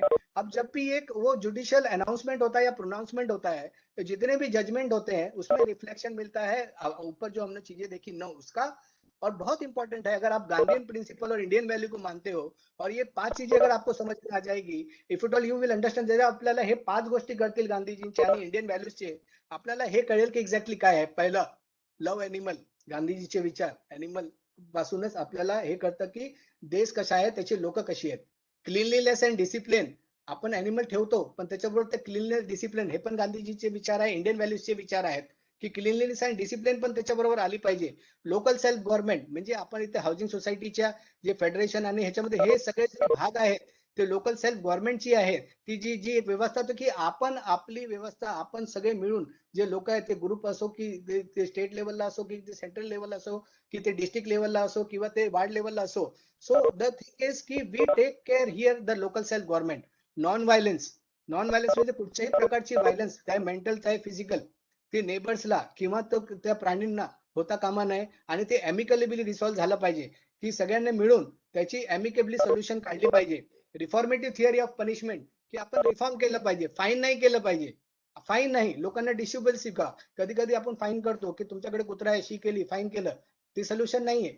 It will not be a solution. Solution काय तर त्याला डिसिप्लिन करा, त्यांना सवय लावा की असं असं करा. तर हे रिफॉर्मेटिव्ह थिअरी, हे 5 जे गुण आहेत ते गांधीजीचे आपल्या जीवनात ते आपल्याला घ्यावंच लागतील. ज्युडिशियल प्रोनाउन्समेंट आहे, मी जास्त त्याच्या डिटेलवर घेत नाही, पण इतकंच सांगतो की वरचे जे ऍक्ट आहेत त्याच्यावर ज्युडिशरीने पेट्स एनिमल्स ह्याच्याबद्दल लँडमार्क जजमेंट दिले आहेत आणि काही जजमेंट तर एकदमचे इतके लँडमार्क आहेत की ते सोन्यासारखं आहेत. आणि ज्याच्यामध्ये animal welfare board of India versus नागराजाची केस आहे. आपल्याला एक माहित असेल की एक मी त्या खेळाचं नाव घेतो नाही, जलाकट्टू म्हणून, की त्याच्यावर त्या केसमध्ये हे जजमेंट आलेलं. तेव्हा सुप्रीम कोर्टने हे एम्फसाइज केलं की अमेंडमेंट झाली पाहिजे कुठच्या prevention of cruelty to animal ऍक्टच्या. आणि ते स्कोप ऑफ आर्टिकल 21 जे की सगळ्यांना लागू आहे, ऑल सिटीजन लागू घे, no person shall be deprived of his life or personal liberty except the procedure established by law. So इथे जे हे लागू आहे ते प्राण्यांना पण लागू आहे. हे लँडमार्क जजमेंट त्याच्यामध्ये दिलेलं की जे right to life and personal liberty article 21 आहे, हे माणसांना नाही, हे त्या प्राणींना पण तितकेच लागू आहे जितके आपल्याला आहे. त्याच्यानंतर उर्वशी वशिष्ठची केस आहे, स्टेट ऑफ गुजरात मिर्जापूर मुद्रिक कुरेशीची केस आहे, एनिमल वेलफेअर बोर्डची केस आहे, पीपल फॉर एनिमल मोहम्मद कुरेशीची केस आहे, नारायण दत्त भट्टची केस आहे, गीता शेषमनीची केस आहे, ज्याच्यामध्ये डिस्ट्रिक्ट लेवलला अॅनिमल वेलफेअरची ज्या गोष्टी आहेत त्या करायला त्यांनी सांगितली. मी ह्या केसेस डिटेलमध्ये घेत नाहीये की वेळेअभावी, आणि जस्ट त्याच्यामध्ये मी पुढे जातो की जे जे इम्पॉर्टंट पॉईंट्स आहेत ते कव्हर करतो आणि त्याच्यानंतर ह्या वेबिनारला मी विराम देईन.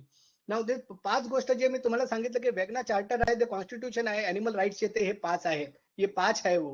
What is this? Freedom from hunger, thirst and malnutrition, भूक, तहान आणि कुपोषण पासून मुक्तता. Freedom from fear and distress, भीती आणि त्रासापासून मुक्तता. Freedom from physical and thermal discomfort, शारीरिक औष्णिक अवस्थेपासून मुक्तता. Freedom from pain, injury, disease, वेदना, इजा, आजारातून मुक्तता. Freedom to express normal pattern of behaviour, सामान्य नैसर्गिक वागणूक व्यक्त करण्याची स्वतंत्रता. ही स्वतंत्रता कोणाची आहे? जसे आपली आर्टिकल 19 मध्ये आपल्याला फ्रीडम दिले आहेत, तसे पेट लोकांची पण हे 5 फ्रीडम आहेत. हे 5 फ्रीडम जे पेट लवर्स आहेत त्यांना पेटला दिले पाहिजे. हे 5 फ्रीडम्स लोकांनी ते एनिमल्स वगैरे जे आहेत त्यांना पण दिले पाहिजे. But at the same time ह्याला रिजनेबल रिस्ट्रिक्शन पण आहेत. जसे आर्टिकल 19 मध्ये रिजनेबल रिस्ट्रिक्शन्स आहेत, इथे पण रिजनेबल रिस्ट्रिक्शन्स आहेत. तेव्हा आपण पुढे पाहू, जो कॉन्स्टिट्यूशन मध्ये, जसं मी आता डिटेल मध्ये करत नाही, आर्टिकल 21 जे आहे ते द सोर्स आहे ह्यांना राईट आणि एम्पॉवर करण्याचं. आर्टिकल 48 आहे. तेव्हा आपण हे सांगतो की आपण जे directive principle of state policy आहे की आपण आपली एन्व्हायरमेंट इम्प्रूव्ह करू, पोल्युशन ना करू, ह्याची आपण खबरदारी घेऊ. त्याच्यानंतर फंडामेंटल ड्युटीज आहे. फंडामेंटल ड्युटीज हे discipline, fundamental duties means discipline, ये डिसिप्लिन है. 51A में कि ये फंडामेंटल ड्यूटी जो एवरी सिटीजन का है to value and preserve the rich heritage and the culture. हमारा जो कल्चरल वैल्यूज है, ये जो 5 जो गांधी जी के भी आपको बताए, to protect the improve the natural environment, चाहे वो एनिमल्स हो या वाइल्ड लाइफ हो, इसको प्रोटेक्ट करने की जवाबदारी हमें होनी चाहिए, हमारा वो डिसिप्लिन होना चाहिए. To develop a scientific temper and inquiry. उसके बाद प्रिवेंशन ऑफ वेलफेयर, जो आपका prevention of cruelty to animal act है, इसके एक्ट में 3 बहुत इंपॉर्टेंट एक्ट है कि ड्यूटीज क्या होनी चाहिए. जो चार्ज है उस एनिमल के जो प्रोटेक्शन में लगा हुआ है उसकी ड्यूटी क्या है, त्याची ड्यूटी काय असली पाहिजे. It shall be the duty of every person having the care and charge or take the responsibility measures to ensure wellbeing of animal, त्याची वेलबिंग आणि त्याला कुठचीही इजा होणार नाही ही जबाबदार जे ओनर आहेत त्यांची असेल, आणि जे पण त्याची चार्ज असतील त्यांची असेल. Establishment of welfare animal welfare board ह्याची पण तरतूद ह्याच्यातच करण्यात आली. आणि जो एनिमल वेलफेयर बोर्ड निकल के आया उससे ही निकल के आया. बाद में शिशमनी जी का जो केस हुआ था उसमें डिस्ट्रिक्ट लेवल और स्टेट लेवल में भी और जो उसके प्रोविजंस करने को आए, और उसके बाद आगे चल के अभी भी ये जो है सोसाइटी लेवल पे और आने वाले अगर वो बिल पास हुआ तो सोसाइटी लेवल पे भी और आपके लोकेलिटी लेवल पे भी एनिमल वेलफेयर बोर्ड होना कंपलसरी हो जाएगा. Treating animals cruelty, so animals must not be treated विद क्रुएल्टी। तो सेक्शन 11 का जो मैं इसको डिटेल में नहीं ले रहा हूँ, बस इतना समझाऊंगा कि अगर हम उसको क्रुएल्टी करते हैं, उसका जो मापदंड इसमें लिखा हुआ है वेळेचा अभाव इथे घेत नाहीये. आयपीसीचं सेक्शन 428 आणि 429 मध्ये मिस्चिफ जे टिकटॉक व्हिडिओ खूप जवळ बघतात की आपण पॉइझन करतो, मिमिक करतो, त्याचे छळ करतो, काही ते प्राणी असतील, चाहे ते पेट्स असतील किंवा ते कम्युनिटी डॉग्स असतील, कम्युनिटी एनिमल्स असतील, त्यांचं ते पण पनिशेबल आहे. अंडर आयपीसी पिनल लॉ आहे सेक्शन 428 आणि 429 मध्ये. नाव मी थोडक्यात लगेचच राइट्स ऑफ पेट ओनर सांगेन की त्यांच्याबद्दल जे पेट ओनर आहेत त्यांचा उनका डिस्क्रिमिनेशन नहीं होना चाहिए as per article 14 of Indian constitution.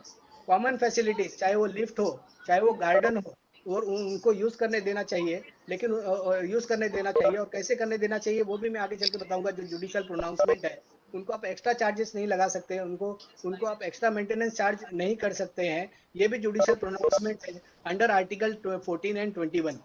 Freedom to show compassion, love and affection toward pets, ये उसकी आजादी है आर्टिकल 21 में कि वो उसको प्यार करे, उसको दया करे, उसको दुलार करे. राइट टू एग्जिस्टेंस विद डिग्निटी, वो डिग्निटी के साथ उसको रहने का उसका पूरा अधिकार है. उसके साथ कोई भी चीजें ऐसी नहीं होनी चाहिए कि उसको दुय्यम भाव से देखा जा रहा है, उसको घिन भाव से देखा जा रहा है. Right to take dog on, अभी कोविड में भी एक नोटिफिकेशन आया था जिसके अंदर ये कहा गया था कि कोविड सिचुएशन में भी डॉग्स को आधे घंटे आप घुमाने को ले जा सकते हैं. उसके जो वेटरनरी का फूड के शॉप या उसके जो खाने के शॉप है वो बंद नहीं रह सकते हैं. आगे चल के हमने देखा कि responsibility and duties of pet owners, this we are going to see कि डोंट कीप इलीगल पेट्स. जो पेट ओनर्स हैं खास करके उनको भी बोलूंगा आप इलीगल पेट्स मत रखिए. This is the biggest wrong you do with the animal, and you are not animal lover if at all you keep a illegal pet. Second, give freedom to your pets. तो 5 freedom क्या है मैंने already आपको बताया, जो Magna चार्टा है, ये 5 freedom आपको pets को देना चाहिए. हंगर उसको नहीं लगनी चाहिए, थर्स्ट उसको अच्छे फूड दो आप, उसको फियर और डिस्ट्रेस में मत रखिए. बहुत जगह क्या होता है अब्यूसिव का माहौल होता है घर का, वहां पे भी वो स्ट्रेस में चला जाता है. This is also wrong. Physical या डिस्कम्फर्ट, आप उसको छोटे जगह पे रखते हो जबकि उसको बड़ी जगह की जरूरत है. आप उसको इंजुरी करते हो, डिसीज करते हो, अबेंडन करते हो, या तो उसको नॉर्मल पैटर्न उसको बिहेव नहीं करने देते हो, तो भी वो अलाउड नहीं है. Discipline your pets to be a reason that they will not become a reason. आपको पेट को डिसिप्लिन में रखना पड़ेगा कि वो रीजन नहीं होना चाहिए. किसका? ये भी कोर्ट का प्रोनाउंसमेंट्स है. हार्म, हिंडरेंस, हैरेसमेंट, न्यूसेंस किसी अलग इंडिविजुअल को या सोसाइटी को नहीं होनी चाहिए. आप डिसिप्लिन में रहोगे तो ऑटोमेटिकली ये रिजॉल्व हो जाएगा.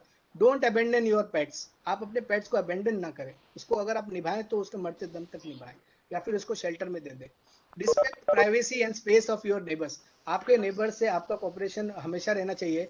आपको मैं सबको बोलूंगा कि बट्टी लेके काम करिए, कट्टी लेके काम मत करिए. की जो चीजें आहे व्यवस्था आहे, हे बट्टी से हो जाएगी. अगर तुम्ही बट्टी घेतलं, बट्टी घेऊन काम घेतली, सगळं तुमचे होऊन जाईल आणि खूप चांगलं रीतीने ते होईल.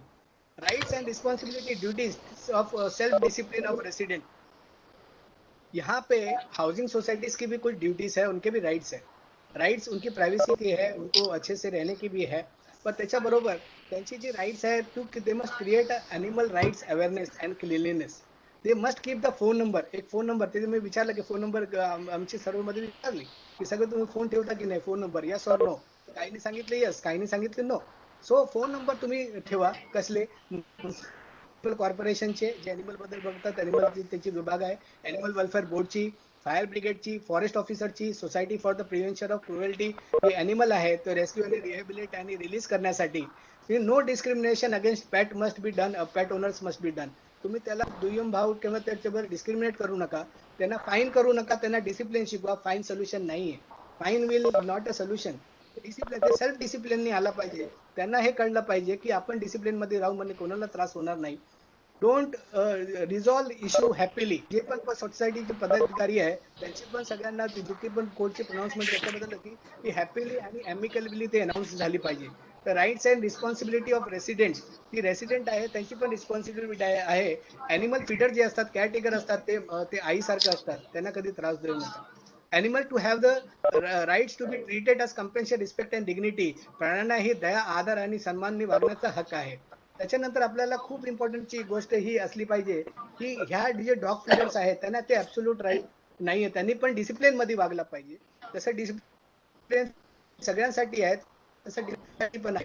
तर बिकॉज काइंडनेस जी आहे, kindness must not be like that it will result in to harm, hindrance, harassment, nuisance and others individuals in the member of the society. Coexistence and cooperation खूप इम्पॉर्टंट आहे आणि कोणाला त्रास न हो, इजा न हो, व्हायलन्स किंवा न्यूइसन्स ना हो, ह्याची पण काळजी डॉग फिडरने घेतली पाहिजे. आणि त्याची पण जे वेरियस प्रोनाउन्समेंट आहे, जे मी आता वेळेअभावी मी ते जजमेंट कोट करत नाहीये, पण feeding of the community dog हे डेसिग्नेटेड एरियामध्ये झाली पाहिजे असे वेरियस प्रोनाउन्समेंट कोर्टची जे आता जे लेटेस्ट जजमेंट ती आली दिल्ली हायकोर्टाची, ते डेसिग्नेटेड एरिया पाहिजे. आणि ती डेसिग्नेटेड एरिया कोण ठरवणार? ते ठरवणार animal welfare board of India किंवा तर जे लोकल जे असेल ते म्युनिसिपल कॉर्पोरेशन किंवा तिथे रेसिडेन्शियल वेलफेअर असोसिएशन असतील ते, हे सगळ्यांनी मिळून एक एक एक चांगली जागा त्यांनी दिली पाहिजे की डेसिग्नेटेड एरिया, की बाबा रे तू इथे करू. आणि ती जी एरिया असली पाहिजे ती थोडी लांब असली पाहिजे, ती सोसायटीच्या प्रिमायसेस मध्ये नसली पाहिजे आणि थोडा अर्बन एरियामध्ये शॉर्टेज असते, पण अशी जागा निवडा तिथे ते राहते जेणेकरून जे रेसिडेंट आहेत त्यांना त्रास होणार नाही आणि जे अॅनिमल्स आहेत त्यांना त्रास होणार नाही. अॅनिमल लव्हर्स त्यांच्या कोणी कोणाची स्पेस मध्ये जाणार नाही आणि सगळे डिसिप्लिन मध्ये राहतील, अशी कोर्टाची भूमिका होती. Animal welfare board of India versus corporation याच्यामध्ये सुटेबल टाइम पण त्यांनी दिलंय की एक सुटेबल टाइम ठेवा जेणेकरून त्या टायमाला तिथे मुलं वगैरे खेळतील तसे, आणि जी स्पेस असतील ते प्ले ग्राउंड या फिर रेसिडेन्शियल एरिया ह्याच्यापासून थोडी ती लांब असली पाहिजे आणि ते तिथे जास्त येणं जाणं नसेल अशी ठिकाण त्या डेसिग्नेटेड एरिया आणि सुटेबल टाइम साठी असली पाहिजे. त्याच्यानंतर जे मी कन्क्लूड करतो की this is what I really wanted to, 12 वाजून गेले की म्हणून मी आता इथे थांबतो. फक्त याचे रेमेडी आणि कन्क्लुजन सांगेन की गांधीजीची लोकल सेल्फ गव्हर्नमेंटची प्रिन्सिपल आहे ती, Gandhiji on animal the greatest of nation can be जज by the way its animals are treated. Gandhiji on cleanliness, so long as you do not take the broom and bucket in your hands, you cannot make your towns and clean city. एक कदम स्वच्छता की or, स्वच्छ भारत अभियान सगळे पेट owners ने मैं सांगेन कि इसको आप जरूर फॉलो करो. गांधीजी ऑन नॉन वायलेंस कि बट्टी से काम करो, कट्टी से काम मत करो. All members amicably, member housing society, resident welfare association, amicable welfare association. Reformative theory, punish करू नका, फाइन करू नका, टीच करा, डिसिप्लिन करा, रिफॉर्म करा, कोएक्झिस्टन्स नहीं रहा, बॅलन्स अप्रोच ठेवा. Education, housing society, discipline, kindness, coexistence, morality, welfare असली पाहिजे. इथे बोलून मी थांबतो आणि विराम घेतो. धन्यवाद. जय हिंद, जय विधी सेवा. धन्यवाद केशव सर, आपण खूप मार्गदर्शनपर कार्यक्रम आणि थोड्या कमी वेळामध्ये सर्वांना जी माहिती दिली त्याबद्दल Maharashtra state cooperative housing federation तर्फे तुमचा आभार मानतो. त्यानंतर आपले जे मेन स्पीकर आहेत ते मी तुम्हाला आधीच ओळख करून दिली होती, ॲडव्होकेट श्री प्रसाद परब, जे कायदे तज्ज्ञ आहेत आणि शासनाच्या वेगवेगळ्या समित्यांवर पण आहेत. ते तुम्हाला कायद्यातलं सहकारी गृहनिर्माण संस्थांमध्ये पेट्स आणि इतर ॲनिमल्सचं असलेलं कायद्याबद्दलचं अस्तित्व त्याबद्दलची माहिती देतील. मी परब साहेबांना विनंती करतो की परब साहेब आपण पुढची सूत्र हातात घ्यावी. धन्यवाद चौधरी साहेब. सर्वप्रथम आपले आदरणीय राणे साहेब, सुहास पटवर्धन साहेब, छायाताई आसगावकर मॅडम आणि भास्कर म्हात्रे साहेब, आणि त्यानंतर आमचे गुरु केशव सर, जे मगाशी चौधरी साहेबांनी उल्लेख केला की केशव सरांनी जवळजवळ 2500 लॉयर्स जे आहेत ते त्यांच्या हाताखाली घडवलेले आहेत आणि त्या 2500 पैकी आम्ही एक आहोत. म्हणजे हे सांगायला आम्हालाही आता आज कौतुक वाटते आणि आम्हाला एक परवा गुरुपौर्णिमेचा जो कार्यक्रम झालेला आहे त्या निमित्ताने आज जो आपण हा कार्यक्रम करत आहोत आणि गुरूंबरोबर कार्यक्रम करत आहोत त्याचं एक वेगळं आम्हाला एक असं स्वारस्य आहे. आणि सर्वांना आपण प्रणाम करून आपण ह्या आज जो कार्यक्रम केशव सरांनी आता आपल्याला पूर्ण कव्हर केलेला आहे त्यांनी सर्व ऍस्पेक्ट्स जे आहेत पेट्स रिलेटेड किंवा ॲनिमल्स रिलेटेड हे सर्व कव्हर केलेले आहे. मग आता आपण जो भाग घेणार आहोत तो जो भाग आहे तो लीगल प्रोव्हिजनचा भाग आहे की म्हणजे ह्याच्यामध्ये आपल्याला लीगल प्रोव्हिजन्स कुठले आहेत. आपण हा पेट आणि animals related rights and duties जे पाहतो मग ह्याला कायद्याच्या अंगाने जोड कुठे आहे ते थोडंसं पाहायचा आपण आज प्रयत्न करणार आहोत आणि वेळेत आपण कार्यक्रम संपवण्याचा तोही प्रयत्न करणार आहोत. आपण जर आपले कायद्याचं नाव घेतलं किंवा आपण म्हटलं की आपले कायदे जे आहेत स्टॅट्यूट जे आहेत ह्याचा सोर्स कुठे आहे किंवा ह्याचा उगम कुठे आहे तर आपण ते म्हणतो की आपल्या संविधानामध्ये त्याचा उगम आहे. म्हणजे जर आपल्याला कोणी विचारलं की कायदा म्हणजे काय किंवा लॉ म्हणजे काय तर आपण सांगतो की आर्टिकल 13 म्हणजे फंडामेंटल राईट्स जे संविधानामध्ये दिलेला आहे त्या पार्टमध्ये आर्टिकल 13 सब क्लॉज 3 मध्ये सांगितलेलं आहे की लॉ म्हणजे काय. आणि तिथे सांगितलेलं आहे की लॉ म्हणजे ordnance, rules, regulation, bylaws, law enacted by the legislature.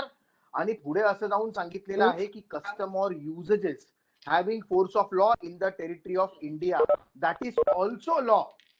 म्हणून आपण ह्या सर्व अंगाने ह्या कायद्याचा अभ्यास करणार आहोत, आजच्या विषयाचा अभ्यास करणार आहोत. सर प्लीज हिंदी में बोलिए. Madam we will try to speak in English and Marathi and बाद Okay, में sir.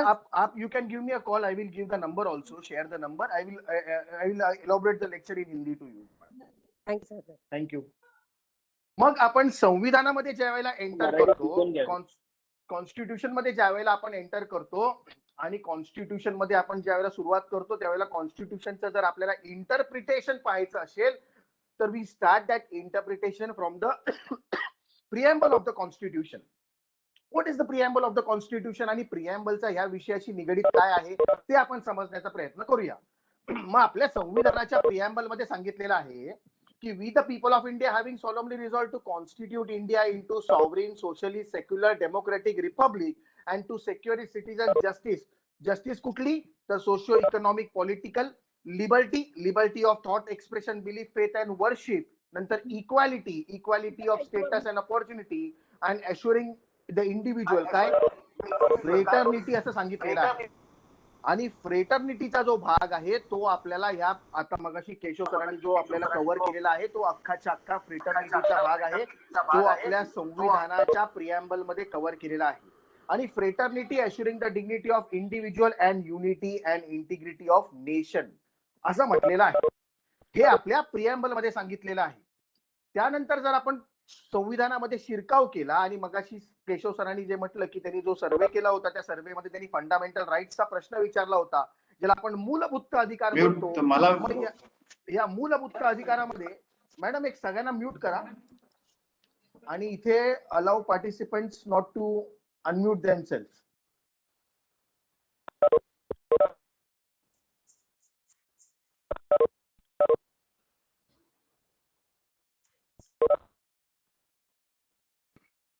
Yes thank you.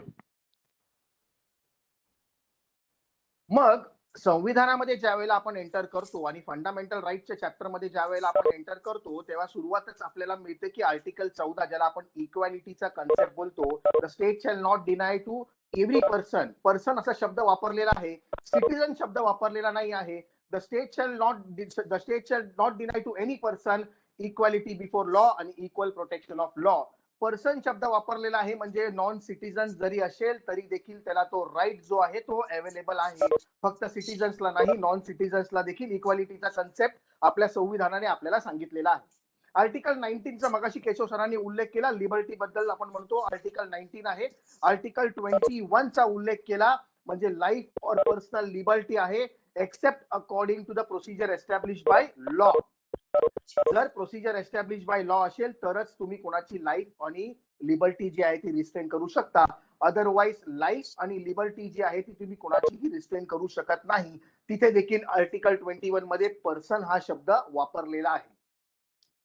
आणि आपले जस्टिस कृष्ण अय्यर साहेब जे होते त्यांनी ऑनरेबल जस्टिस कृष्ण अय्यर त्यांनी एका जजमेंट मध्ये उल्लेख केलेला आहे की आर्टिकल 21 लाईफ और लिबर्टी जो आहे तो फक्त सिटीजन्स किंवा नॉन सिटीजन्सला सोडून त्याच्या पुढे जाऊन त्यांनी एक्सटेंड करून सांगितलेलं आहे की तो पेट्सना देखील आहे. पेट्सच्या देखील आर्टिकल 21 मध्ये लाईफ आणि लिबर्टीचा प्रश्न देखील त्यांना तो मिळू शकतो असं त्यांनी जजमेंटच्या स्वरूपामध्ये सांगितलेलं आहे. त्यानंतर आपण येतो डिरेक्टिव्ह प्रिन्सिपल्स ऑफ स्टेट पॉलिसीकडे कारण आपल्याला आता अॅनिमलच्या चार्टकडे जायचं आहे. आणि डिरेक्टिव्ह प्रिन्सिपल्स ऑफ स्टेट पॉलिसीमध्ये ज्यावेळेला आपण येतो त्यावेळेला आर्टिकल 37 जो आहे तो ओपन करतो की हे जे directive principles of state policy आहेत they are not enforceable in court of law. जरी हे directive principles of state policy सांगितले असतील संविधानामध्ये म्हणजे मार्गदर्शक तत्व जी आहेत ते एन्फोर्सिएबल करता येणार नाही, त्याला कोर्टामध्ये जाऊन त्याला एन्फोर्स करता येणार नाही. पण पुढे असं जाऊन सांगितलेलं आहे but nevertheless the principles laid down therein are fundamental in the governance of the country and the state shall abide by this principle. It is the duty of the state to apply these principles while making laws. म्हणजे जर स्टेटला law करायचा असेल जर कायदे बनवायचे असतील तर directive principles of state पॉलिसीच्या प्रोव्हिजनची अंमलबजावणी करावी लागेल. थोडक्यात आपल्याला असं म्हणावं लागेल की डिरेक्टिव्ह प्रिन्सिपल्स ऑफ स्टेट पॉलिसीमध्ये जर कुठलाही प्रोव्हिजन नसेल तर कायदे बनवताना तुम्हाला बॅक मिळत नाही, तुम्हाला ते प्रिन्सिपल्स अप्लाय करता येत नाहीत. म्हणून आपल्याला काही गोष्टी जर आपण पाहिल्या तर डिरेक्टिव्ह प्रिन्सिपल्स मध्ये 1976 मध्ये बरेचसे अमेंडमेंट करण्यात आली. ती अमेंडमेंट यासाठी करण्यात आली की कारण पुढे जाऊन भविष्यामध्ये आपल्याला कायदे बनवायचे होते. हे आहे डिरेक्टिव्ह प्रिन्सिपल्स ऑफ स्टेट पॉलिसीमध्ये. आणि ज्या वेळेला आपण directive principles of state policy बघतो त्यावेळेला आपल्याकडे अॅनिमलचे जे स्टॅट्यूट्स आहेत त्याच्या आपण नियर बाय प्रोव्हिजन येण्याचा प्रयत्न करतो. आर्टिकल 48 मध्ये आपल्याला एंटर करायचं आहे. 1950चं कॉन्स्टिट्यूशन, 1950चं कॉन्स्टिट्यूशन, 1947 ला आपण म्हणतो 15 ऑगस्ट 1947 ला आपला देश स्वतंत्र झाला. केव्हा केव्हा आपण बोलतो की 2 देश स्वतंत्र झाले, इंडिया पाकिस्तान.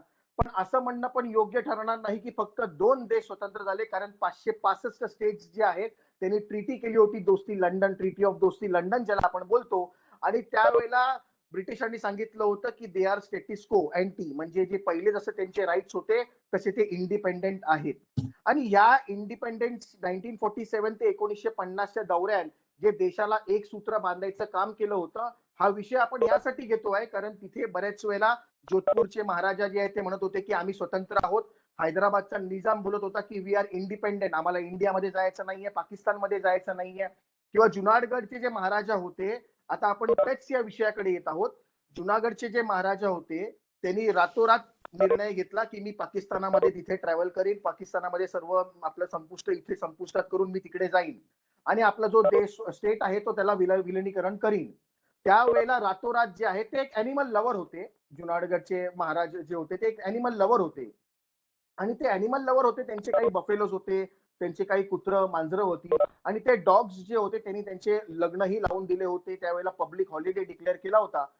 म्हणजे गोष्ट अशी आहे की ज्या वेळेला त्यांनी पाकिस्तानामध्ये तिथून जहाजामधून निघून गेले त्यावेळेला त्यांच्या बरोबर ते सर्व अॅनिमल्सला घेऊन गेले. त्यांचं अॅनिमल वरती एवढं प्रेम होतं की ते अॅनिमल्सला घेऊन तर गेले, पण तिकडे गेल्यावर त्यांना कळलं की आपला बायको आणि मुलगा जो आहे तो इथेच राहिलेला आहे. शेवटी दुसरं जहाज पाठवावं लागलं आणि बायको आणि मुलाला घेऊन परत जावं लागलं.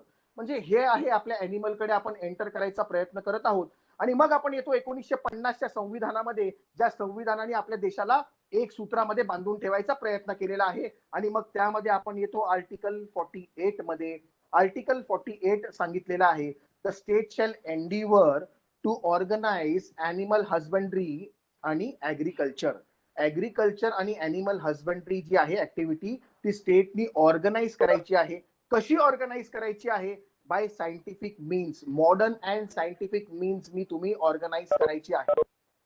त्यानंतर पुढे असं सांगितलेलं आहे की प्रिझर्व करायचे आहेत, जे ब्रीडिंग्स आहेत त्यांना प्रिझर्व करायचं आहे, प्रिव्हेंट करायचं आहे. आणि त्यानंतर पुढे असं सांगितलेलं आहे काऊचं जे स्लॉटर आहे ते प्रोहिबिट करायचं आहे. स्लॉटर ऑफ काऊस जे आहे ते प्रोहिबिट करायचं आहे. हे आपल्याला आर्टिकल 48 मध्ये सांगितलेलं आहे. आणि आर्टिकल 48 मध्ये प्रोव्हिजन होती म्हणून पुढे सर्व कायदे जे आहेत मगाशी आपण केशव सरांनी उल्लेख केले ते सर्व कायदे जे आहेत ते आर्टिकल 48च्या बेसवरती उभं राहून पुढे आलेले आहेत.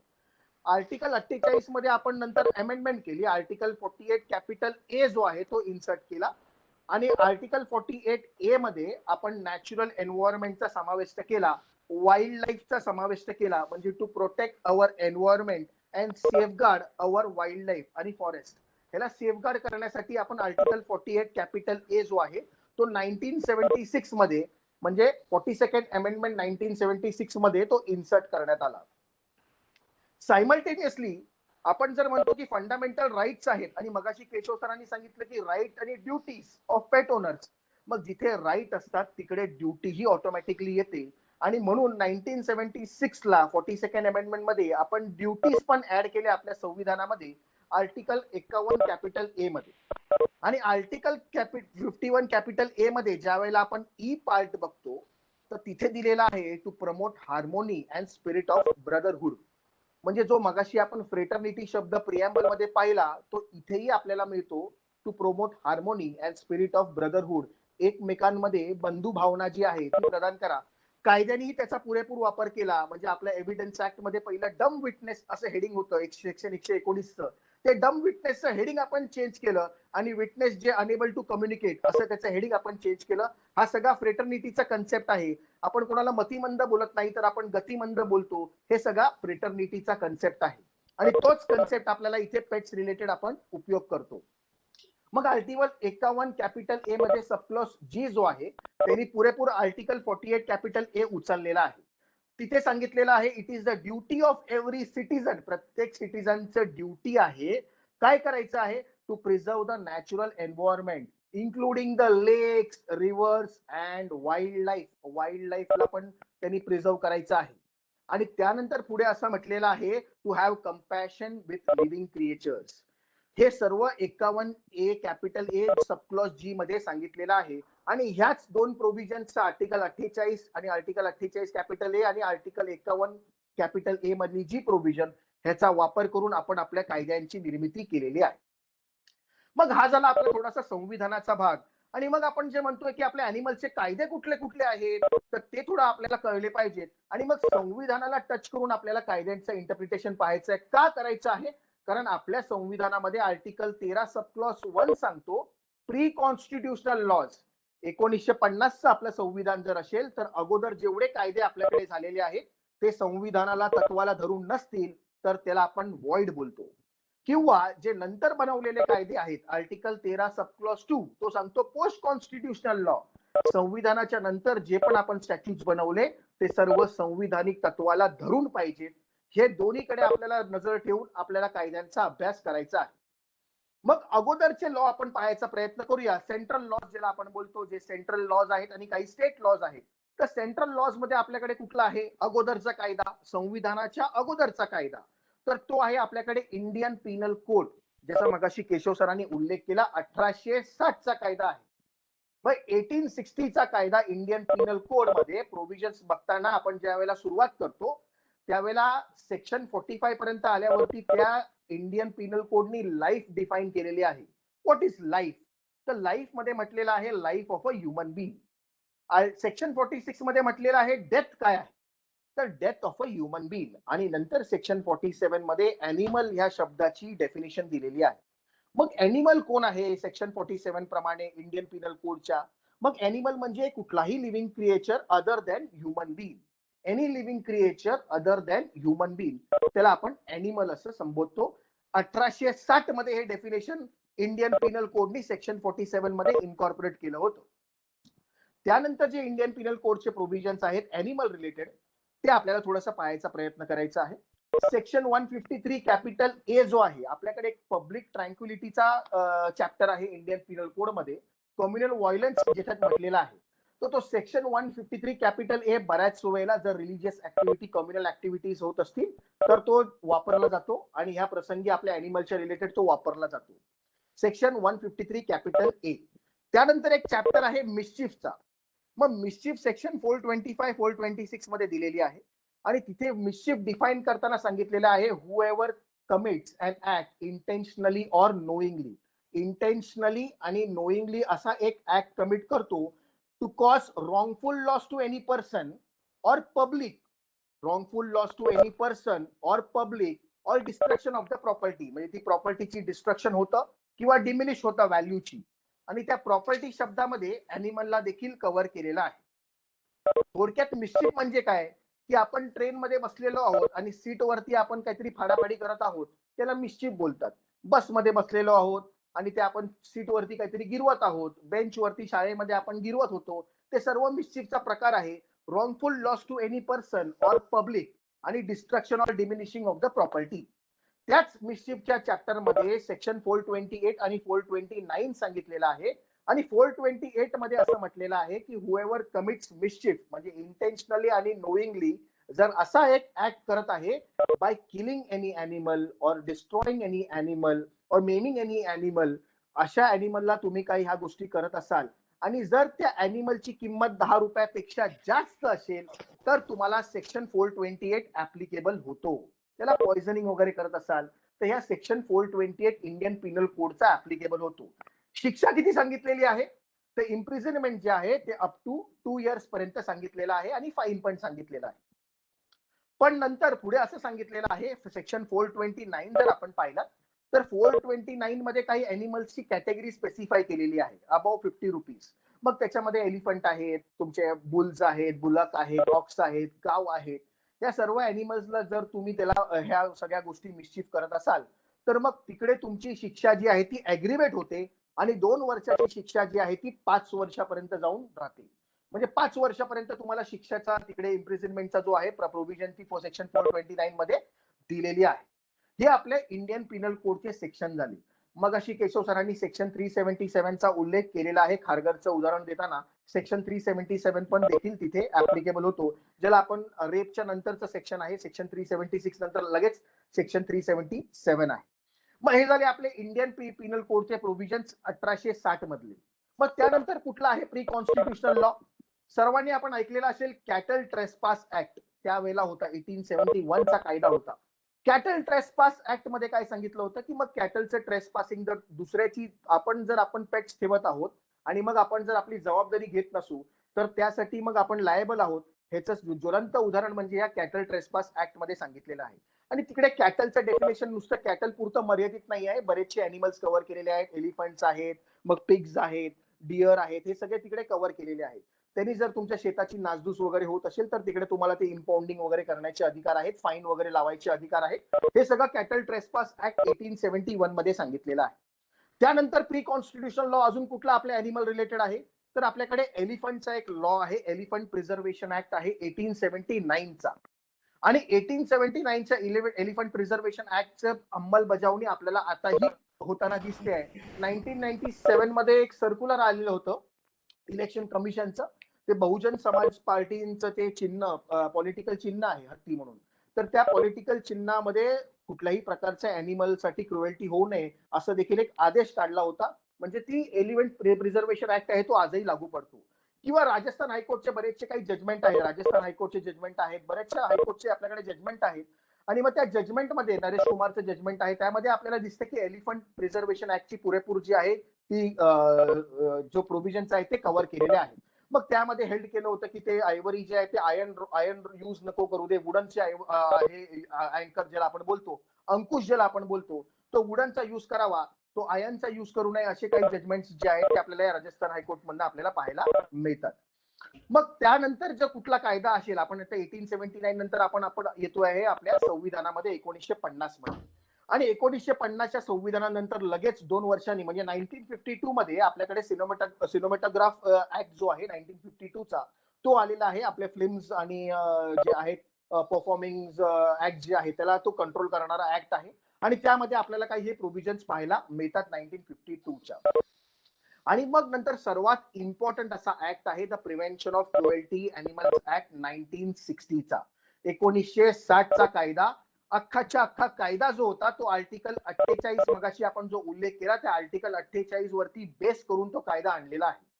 आणि मग प्रिव्हेन्शन ऑफ क्रुएल्टी अॅनिमल ऍक्टचं म्हणजे प्रिएम्बल मध्ये जर आपण बघितलं तर त्याचा उद्देश काय आहे, तो ऍक्ट आणण्याचा उद्देश काय होता तर तिथे प्रिएम्बल मध्ये आपल्याला दिसतं की to prevent unnecessary suffering and pains. Unnecessary suffering आणि पेन जे अॅनिमलला होते त्याला प्रिव्हेंट करण्यासाठी हा prevention of cruelty animals act आलेला आहे. आणि पुढे असंही सांगितलेलं आहे and to do animal welfare. Animal welfare, unnecessary pain आणि सफरिंग प्रिव्हेंट करा यासाठी हा कायदा आणलेला आहे. आणि या प्रिव्हेन्शन ऑफ क्रुएल्टी ऍक्ट 1960 मध्ये आपल्याला इम्पॉर्टंट जे 2-3 गोष्टी पाहायच्या आहेत त्या फक्त पाहू आणि मग आपण पुढे जाऊया. आणि त्यामध्ये ओनरची डेफिनेशन जी आहे ती इम्पॉर्टंट आहे.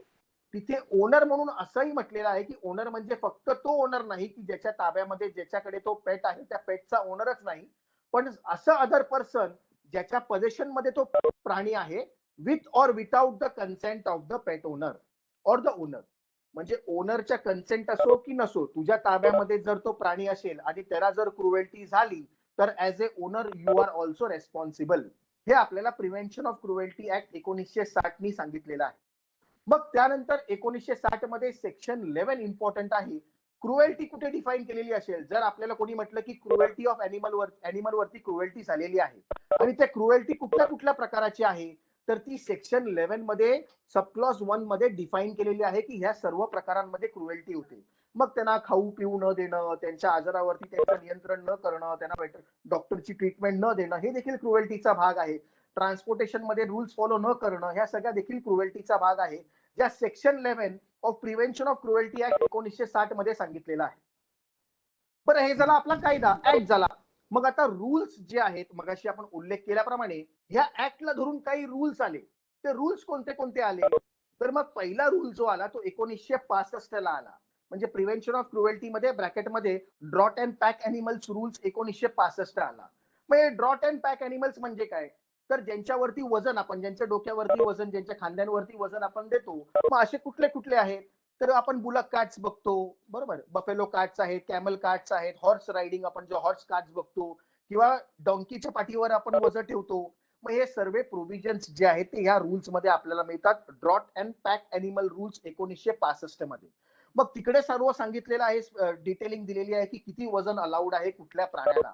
प्रत्येक प्राण्याला बुलक कार्ट असेल तर किती वजन तुम्ही ठेवायचं, पाठीवर वजन दिलं तर किती वजन ठेवायचं, हे सर्व प्रोव्हिजन्स या कायद्यामध्ये सांगितलेले आहे. त्यानंतर ह्याच 1965च्या कायद्यामध्ये लायसेन्सिंग ऑन फेरियर्स म्हणजे शूइंग ऑफ अॅनिमल आपण ज्याला बोलतो, ते कायदा जो आहे त्याचे लायसन्स जे आहे रजिस्ट्रेशन करून घेणं हे बंधनकारक आहे. 1965च्या रूल्सने आपल्याला ते सांगितलेलं आहे. त्यानंतर 1973 मध्ये परफॉर्मिंग अॅनिमल रूल्स जे आहेत ते आले. म्हणजे prevention of cruelty performing animal rules 1973 ते आले. मग हे परफॉर्मिंग अॅनिमल्स जे आहेत, जे आपण परफॉर्म बघतो सर्कस मध्ये म्हणा किंवा ऍक्ट कुठल्या तरी मध्ये म्हणा, तर हे सर्व त्याचे नियमावली जी आहे ती आपल्याला ह्या परफॉर्मिंग अॅनिमल रूल्स मध्ये 1973 मध्ये आपल्याला पाहायला मिळते. मग त्यानंतर आहे 1978 मध्ये ट्रान्सपोर्ट रूल्स जे आहेत, म्हणजे अॅनिमलला ट्रान्सपोर्ट करायचे जे रूल्स आहेत ते 1978च्या ह्याच्यामध्ये आपल्याला पाहायला मिळतात. मग डॉग्स आणि कॅट्स जर प्रेग्नेंट असतील आणि मग ऍडव्हान्स स्टेज ऑफ प्रेग्नेन्सी मध्ये असेल, मग ट्रान्सपोर्टेशन कसं करायचं हे सर्व प्रोव्हिजन्स आपल्याला ह्या रूल्स मध्ये मिळतात. ऍडव्हान्स स्टेज मध्ये आपण ट्रान्सपोर्ट करू नये असं तिथे त्या रूल्स मध्ये दिलेलं आहे. मग ह्या सर्व गोष्टी जर आपण पालन नाही केलं तर आपल्याला सेक्शन 11 म्हणजे क्रुएल्टी आपल्याला तिथे ओनरला ती ऑफेन्स म्हणून धरली जाते.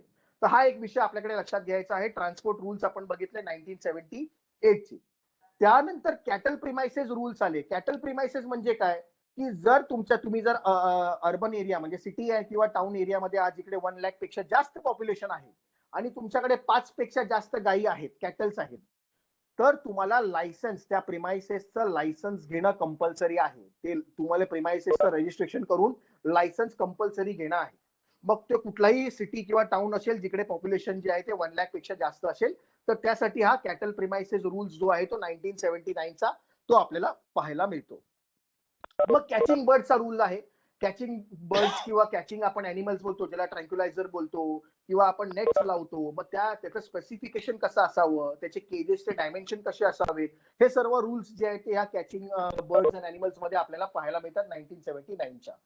त्यानंतर 2001 मध्ये जर आपण बघितलं तर हे जे मगाशी आपण परफॉर्मिंग अॅनिमल्स ऍक्ट जो बघितला त्याचं performing animal registration act registration rules 2001 जे आहेत ते तिथे आपल्याला पाहायला मिळतात. त्यानंतर 2001 मध्ये तो ट्रान्सपोर्टचा जो ऍक्ट होता, आपला रूल्स होते, तर ते ट्रान्सपोर्ट ऑन फूट, समजा कुठल्याही अॅनिमलला आपण रस्त्यावरती चालवत नेत आहोत, ट्रान्सपोर्टेशन करत आहोत, तर त्यासाठी नियमावली जी आहे ती आपल्याला 2001च्या नियमावलीने आपल्याला प्रदान केलेली आहे. मग त्यात सांगितलेलं आहे की जर शूविंग केलेली नसेल अॅनिमल्सची तर तुम्ही बिटुमन किंवा सिमेंटच्या रस्त्यावरती चालवणं हा गुन्हा आहे. जर त्या अॅनिमलला शूविंग झालेली नसेल तर मग तुम्ही बिटुमन किंवा सिमेंटच्या कॉन्क्रीट रस्त्यावरती चालवता तुम्हाला येत नाही, हिली टेरेन वरती चालवता येत नाही. हे सर्व रूल्स त्या प्रोव्हिजन मध्ये तिकडे दिलेले आहेत. मग त्यानंतर या 2001 मध्ये जे मगाशी केशव सरांनी उल्लेख केला, society for prevention of cruelty animal act जो आहे तो सोसायटी जी फॉर्म करायची आहे तिला स्टॅट्युटरी प्रोव्हिजन्स कुठून आलं, तर मग हे SPCA रूल्स आले 2001 चे. प्रिव्हेन्शन ऑफ क्रुएल्टीच्या अंतर्गत SPCA रूल्स आले 2001 मध्ये.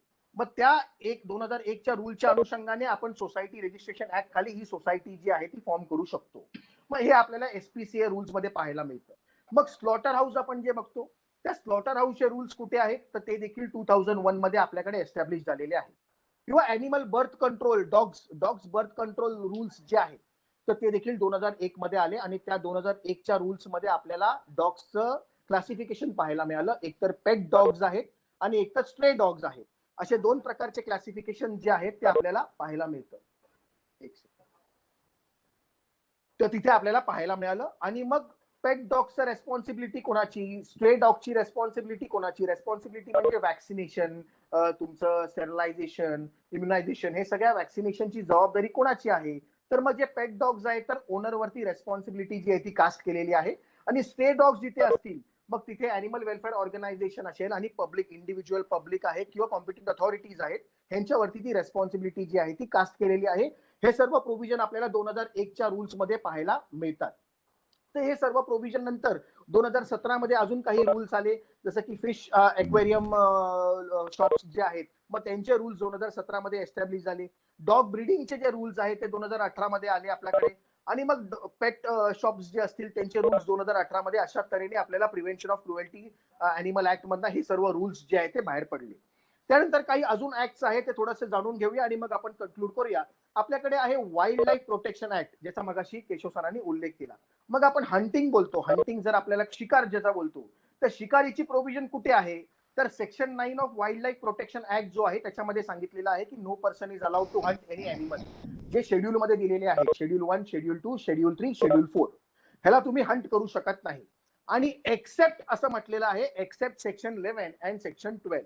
मग सेक्शन 11 आणि सेक्शन 12 मध्ये आपण बघितलं लास्ट 2 इयर्स बॅक ते अवनीला आपण जे हे केलं होतं, जे टायगर होती त्याला जे मारलं होतं, मग ते एक्सेप्शन खाली कव्हर होत होते. ते सेक्शन 11 आणि सेक्शन 12 मध्ये ते एक्सेप्शन्स तिकडे दिलेले आहेत.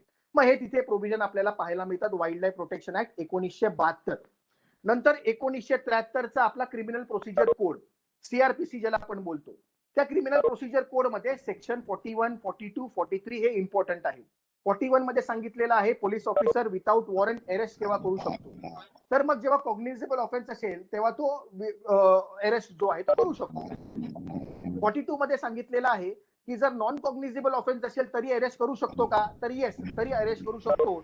जर नाव आणि पत्ता दिला नसेल तर तिथल्या तिथे तुम्ही त्याला अरेस्टही करू शकता. सेक्शन 42 मध्ये सांगितलेलं आहे. 43 मध्ये सांगितलेलं आहे प्रायव्हेट पर्सन अरेस्ट करू शकतो का कुठल्या व्यक्तीला? तर yes, a private person can also arrest a person. Section 43 of CrPC सांगितलेलं आहे.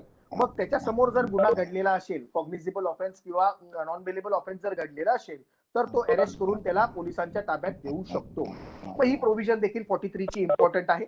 आणि त्यानंतर सेक्शन 133 जो प्रोव्हिजन आहे आणि 144 जिथे रिमूव्हल ऑफ न्यूसेन्सचा जो प्रकार आहे, मग डिस्ट्रिक्ट मॅजिस्ट्रेट, सब डिव्हिजनल मॅजिस्ट्रेट आणि एक्झिक्युटिव्ह मॅजिस्ट्रेट त्यांना ते पॉवर्स जे आहे ते एन्फोर्स केलेले आहेत.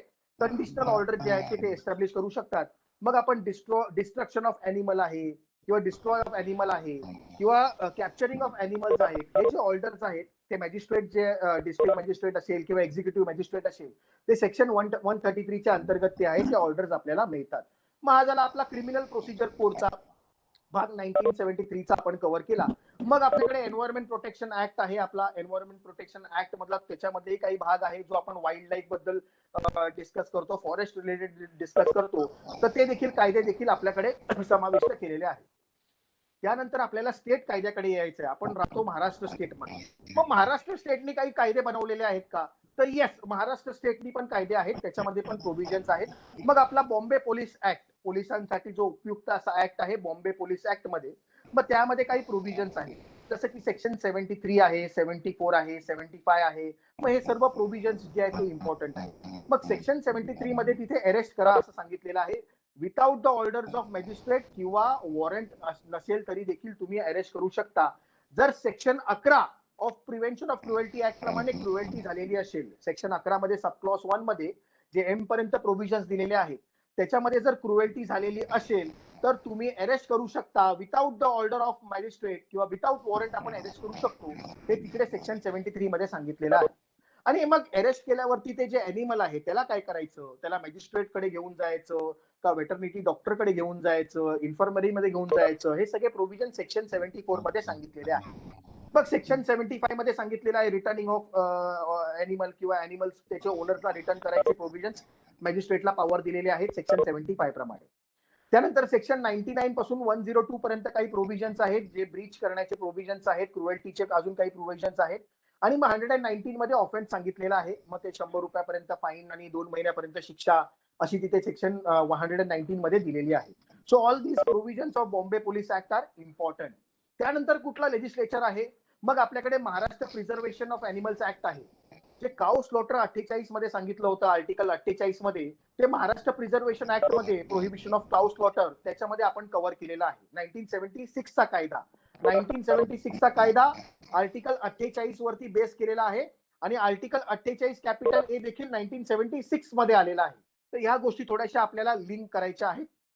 Maharashtra preservation of animals act त्यामध्ये देखील आपल्याला ह्या प्रोव्हिजन्स पाहायला मिळतात.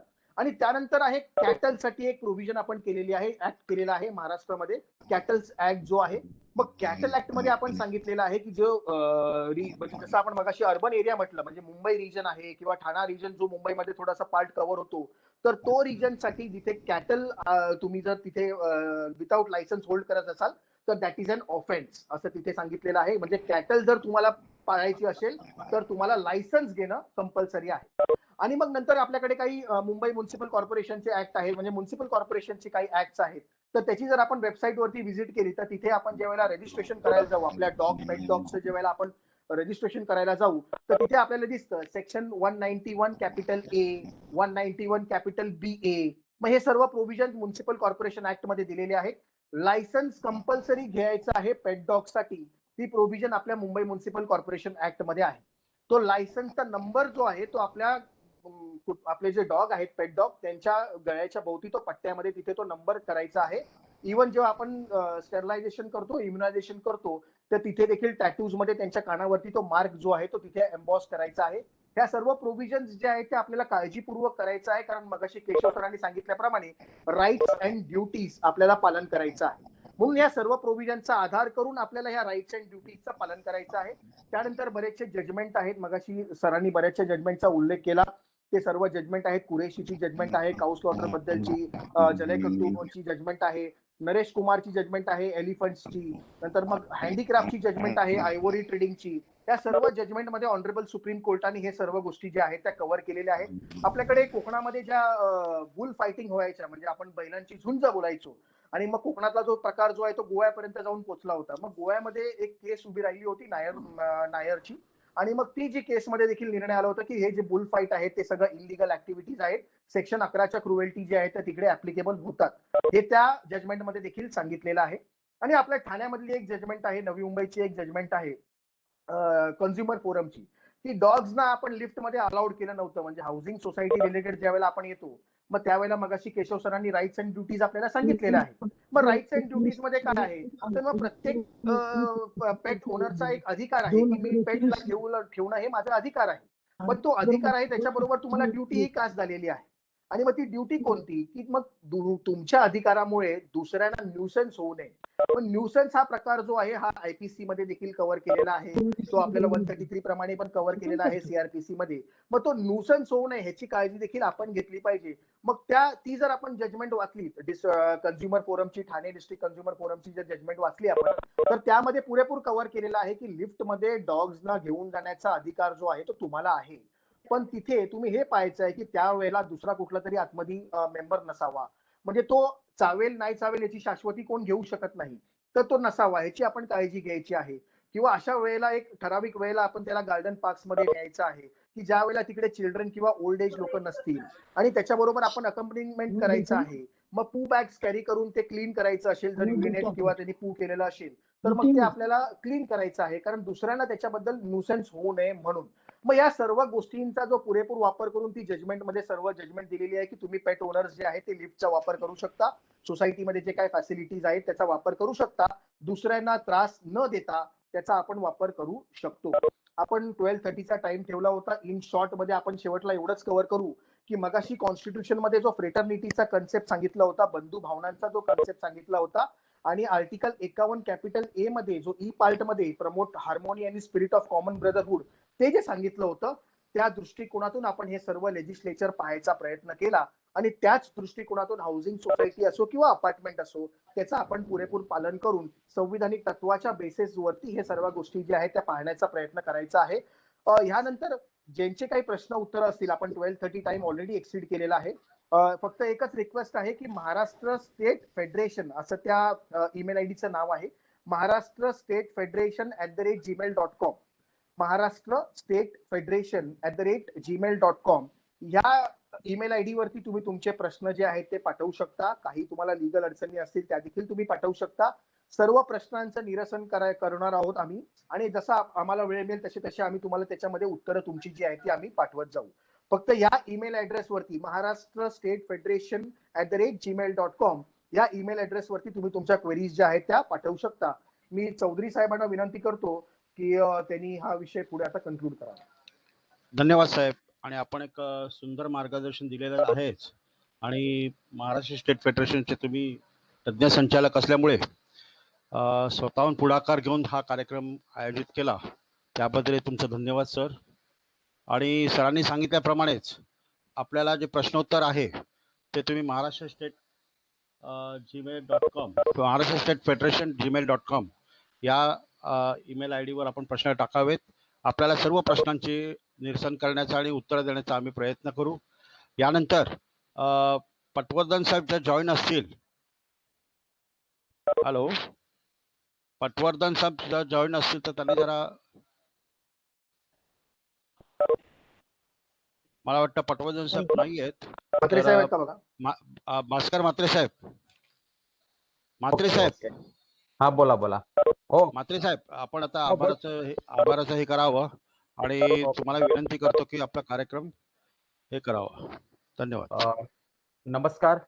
आजचा जो विषय आहे rights and duties of animal pet owners in housing societies and apartments, तसा हा विषय पाहिला तर फार सेन्सिटिव्ह विषय आहे.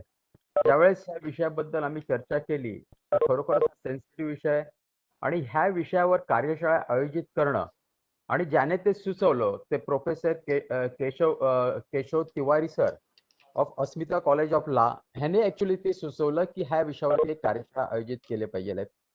आणि त्याने देखील आज आपल्याला चांगल्या प्रकारे मार्गदर्शन केलं. त्याने दोन्ही प्रोव्हिजन सांगितले, म्हणजे राईट्स अँड ड्युटीज, म्हणजे जे पेट लव्हर्स आहेत आणि त्याप्रमाणे जे सोसायटीतले सभासद आहेत त्यांच्या पण काही ड्युटीज आहेत, त्यांच्या पण काही राईट्स आहेत. आणि त्याबद्दल मी त्यांचं देखील महाराष्ट्र स्टेट हाऊसिंग फेडरेशन तर्फे त्यांचा मी आभारी आहे.